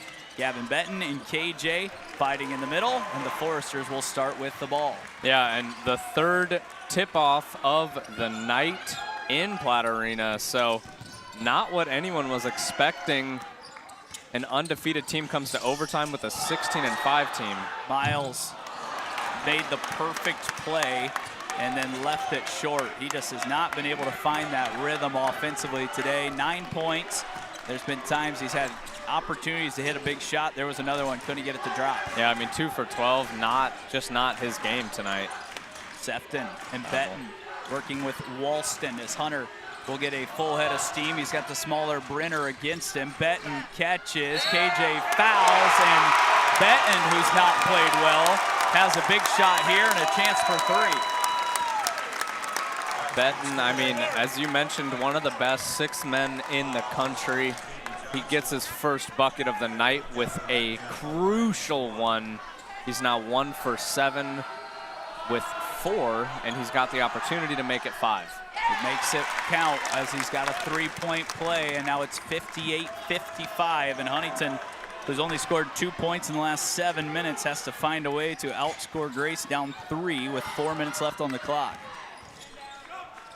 Beagle trying to get free. It's right back into KJ, the cutting Brenner, shut down by Wellman. KJ back to the basket, able to keep that pivot foot down, and they're going to call a foul on the floor. But my question is, if the continuation on Rosh earlier was an and one, how is that not? I could not tell you. That is a very interesting call. So he gets a 1-and-1 here, but the bucket doesn't count then. So it's the 7th foul, and KJ, who's 0 for 6 from the free throw line, has to make the first of a 1-and-1 to get the second. If he is going to make any free throw tonight, it's this one. KJ puts it up and puts it in. Good time to make his first, as he's now 1 for 7. Yeah, what a time to make it in overtime against the best team in the country, and their second opportunity to knock them off from an undefeated run. Knocks in both. Huntington back within 1, 58-57. Big-time players make big-time plays, and KJ just did it there to again put his team down 1. Rosh brings it across the timeline, hands it off to Gavin Benton. Walston working against Brenner, and now Sefton, who has had one big shot stripped by Brenner. Huntington again can take the lead. Brenner's played great defense tonight. Beagle was thinking about firing that one quickly. And now Huntington will reset, 3:30 left in overtime. That wouldn't have even been a crazy shot. He's 3 for 5 from out there on the night. Good. Finds Brenner, not much space with Wellman trailing, and now JP, who's been quiet, able to go off the dribble against Rosh, will fall from 10 feet and hits a big one, does the senior. Unbelievable. JP has had a rough night too, but that's his shot right there. Rosh again takes it all the way up. Benton has yet to make a 3 tonight, still hasn't. Sefton fights for it. That's a foul. Huntington's got a loose ball. Good just got right up off the ground and probably should have been called for a travel. Yeah, I mean, they should have called the foul right before that. So, I mean, again, they're letting them play tonight. Yeah, this has been a fist fight, but it's been a good one again in the 149th meeting between these two schools. KJ back to the basket against the shorter Benton. Here comes the double as they go off JP. Jackson crosses over, pretty move, left hand, a foul is called, and he's got free throws coming, but again, Huntington has just not been able to knock them in today, and they need to right now. Yeah, they definitely do. Jackson Paul's the guy who you want at the line in this time. What a series of moves from Jackson Paul to get right to the rim. So Grace thinks that Walston only has 4, so they're going to come over and check at the scores table. Walston doesn't think he has 5 either. And now Scott Moore sitting at the scores table. So they're going to... Yeah, it looks like he checked him at the half, is what he said. He does have 5. So he will now foul out. Hunter Walston had a good game. He'll have a double-double as he exits on his 5th foul, 11 points and 10 rebounds. So that's his 5th foul. It's a 1-point lead for HU. The scores table is saying they checked at half to make sure the fouls were correct. Grace confirmed that.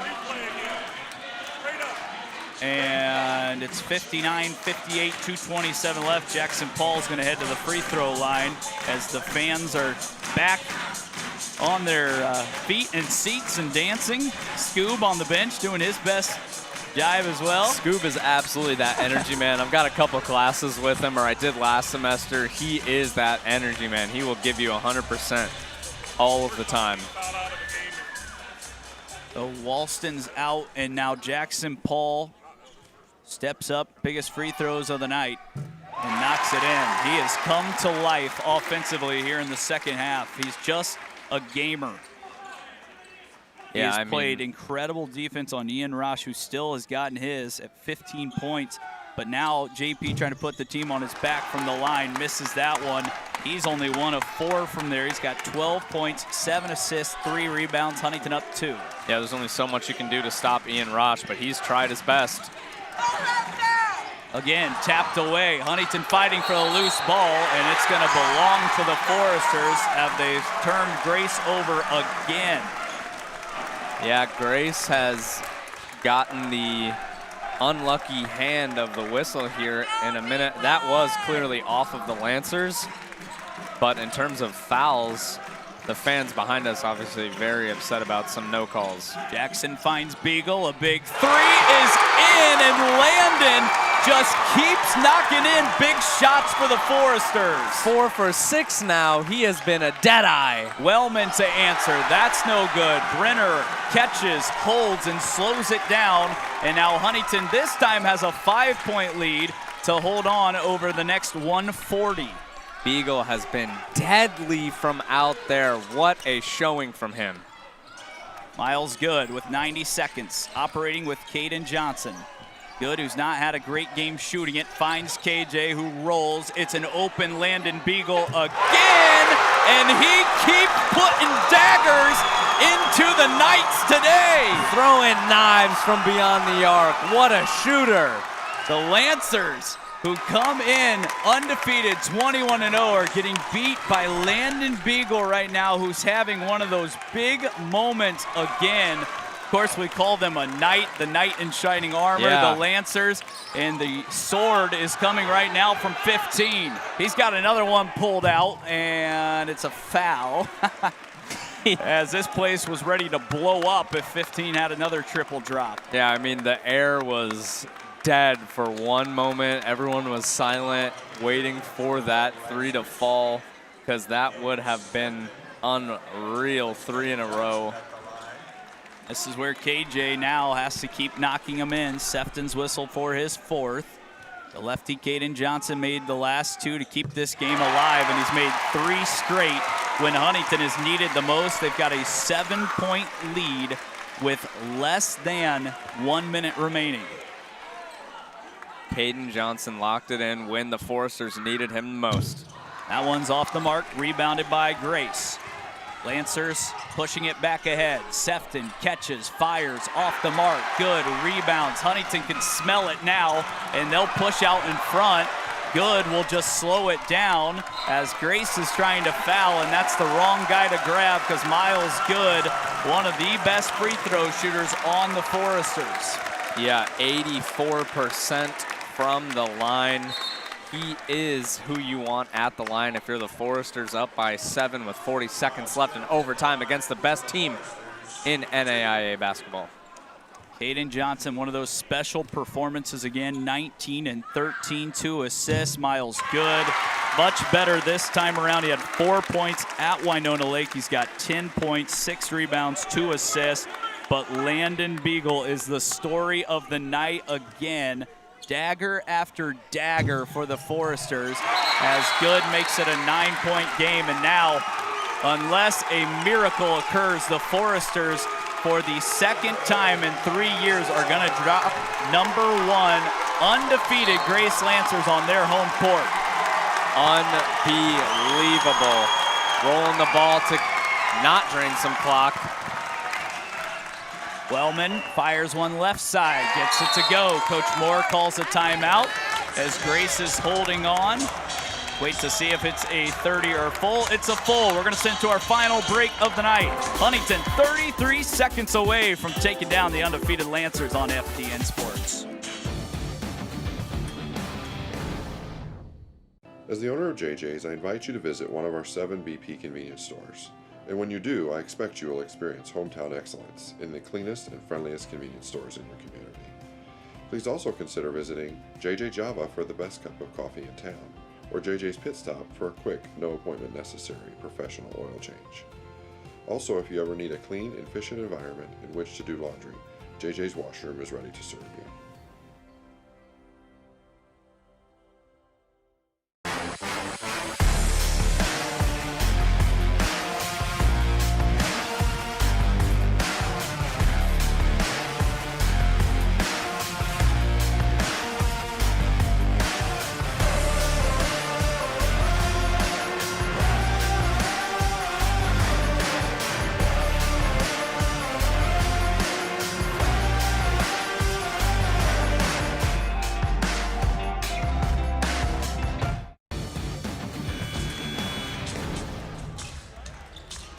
Back in Platt Arena, 69-63. Landon Beagle has lit it up here in this second half. He did the same thing against Indiana Wesleyan.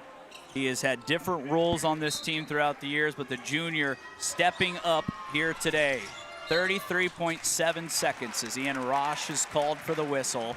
Huntington up 6 as they have struggled from the free throw line. They have turned it over more than they would like. They have given up big leads, Jaden, but like we talked about in the women's game, this team's resiliency, they just don't die. You have to shoot them 100 times to keep them down and then bury them, and they still might crawl out. Yeah, they're definitely a second half team. I mean, that much is undoubted. They come out of that second half firing away. They're ready to show that they aren't down yet. So you're absolutely right. Good. Makes it. And now it's 70-63. 32.4 seconds left. Across the timeline, the Lancers hand it off to Hauser, who's looking in the corner for Wellman. Rosh is fouled by Brenner and can make it a 5-point game. This one isn't all the way over because anything can happen. Offensive rebounds. Coach Stephen Olsted's encouraging his team to try to get a jump ball because they've got the possession arrow. And when you're the #1 team in the country and you're as good and well coached as Grace is, things like that happen often. Yeah, I mean, you're not wrong. Grace is incredibly well coached. They've got a great head coach and great ACs as well. They've really got the whole kit and caboodle for him as he'll sink the first one. It's not the most routine way to knock in a free throw. Missed it long. He's even smirking at the rim. But Rosh, who's an All-American, his high school teammate Brenner having a chuckle with him as well. Rosh gets both. So now Huntington has to take care of the ball and again make free throws, avoid that jump ball. Huntington looking for an option, and Jackson Paul calls a timeout. That's the last one for the Foresters. And with 24.2 seconds left, we're going to keep it here. It's going to be a full timeout, but we'll still keep it here. My computer died, so I can't see the comments right now. So if you're commenting, we just really want to thank you for tuning in, Grace fans, Huntington fans. I've got so much respect for the Grace coaching staff. Stephen Holstead, I would call him a friend at this point. Such a good person. He calls me. He'll talk with me before we play Grace. We had a Grace game earlier in the season where Huntington wasn't even playing. They're just good people. Of course, we're the FDN Sports Network. We want Huntington to win, but nothing but respect for what they have done over the last 4 years. They have just been remarkably good, Jaden. Yeah, I mean, they've just been unreal. And as you mentioned in the comments, yeah, I mean, a lot of people saying, yes, sir, Lando, great coaching by Yak today. Spruce Lane said most any team can beat. any team in the league can beat the best. We have to be proud of having the best teams in the country, and they're not wrong at all. I mean, we have some of the premier basketball teams in the entire country here in small town Indiana, basically. So definitely a game to witness. As you can tell, stands are full. The YouTube is full. Like, this is one of the better games of this season.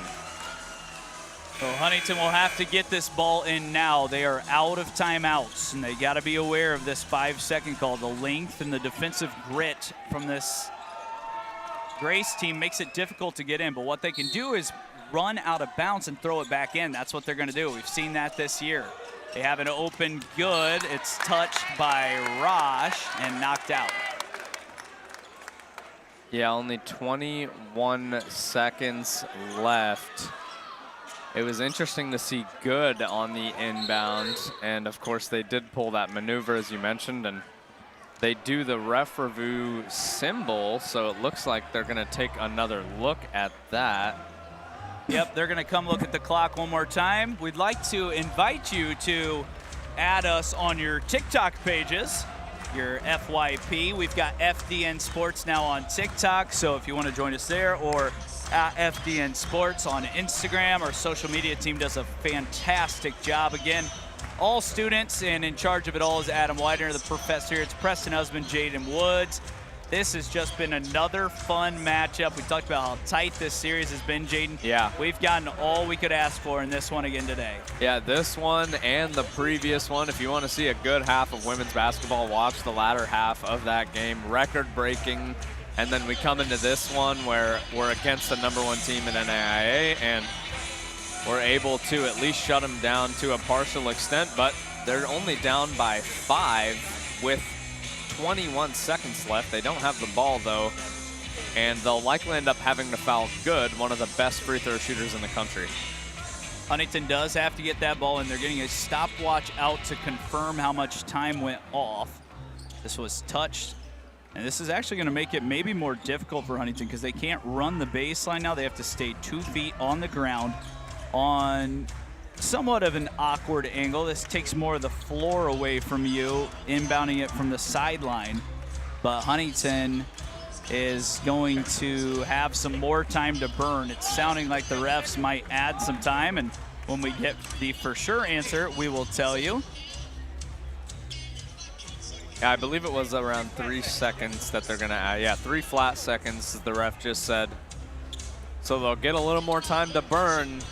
Really, yeah, you're right. It might end up burning the Foresters because that gives the Lancers a little bit more time after the foul to put up a shot.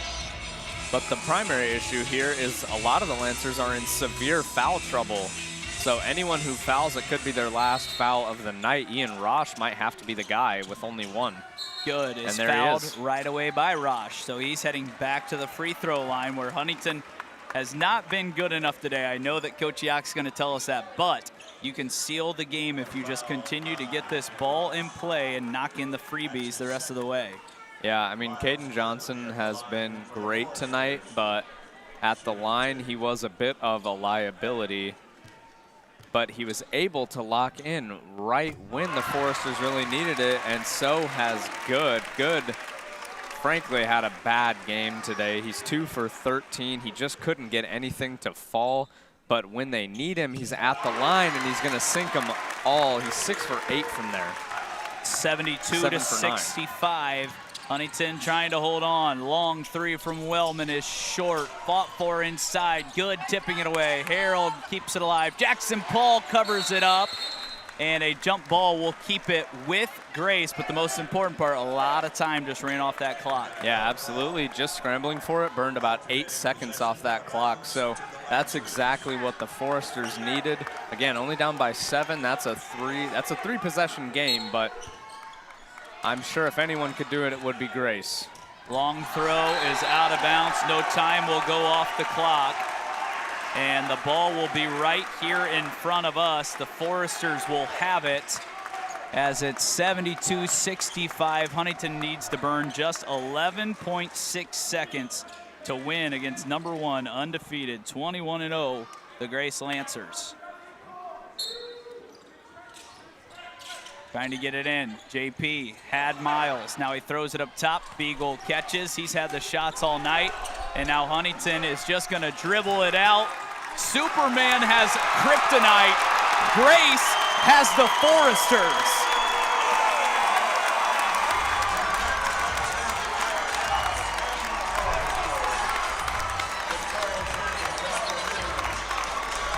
Four Crossroads League losses in the last 4 years against everyone outside of Huntington.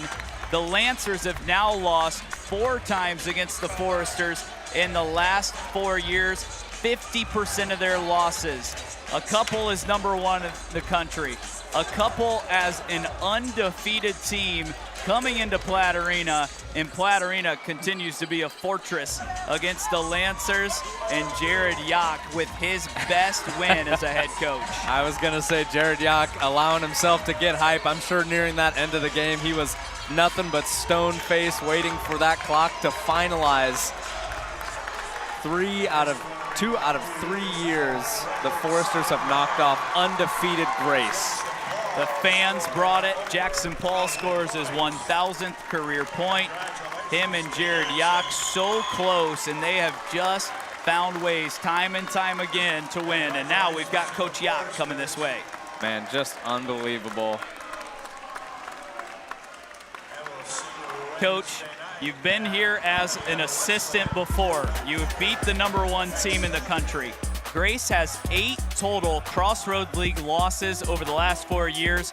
You guys, after today, are 4 of them. How do you keep getting it done against one of the best teams in the country year in and year out? Just fight.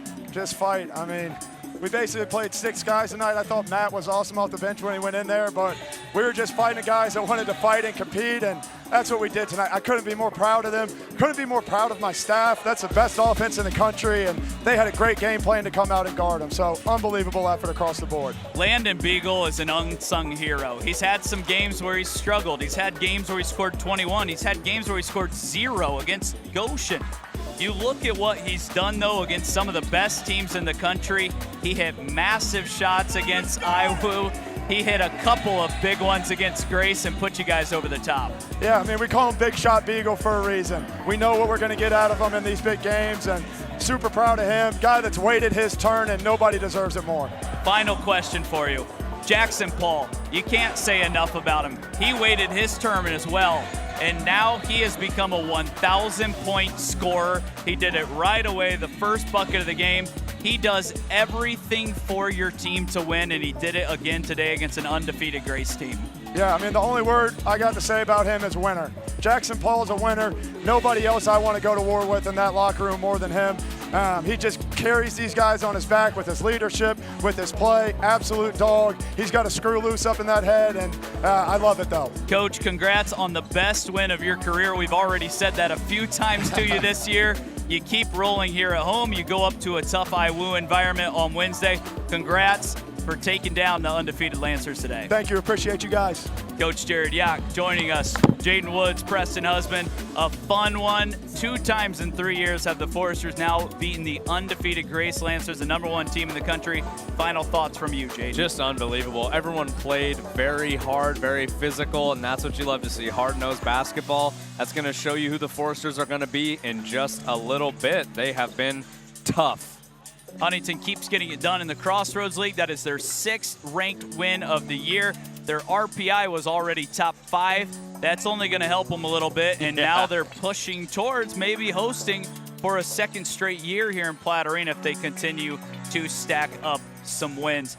Jaden, you've been excellent today. Our FDN sports crew, I'm not going to run through the entire list. You know who you are. You are amazing. You're tremendous student workers, and we couldn't do it without them. You hear us. You see us.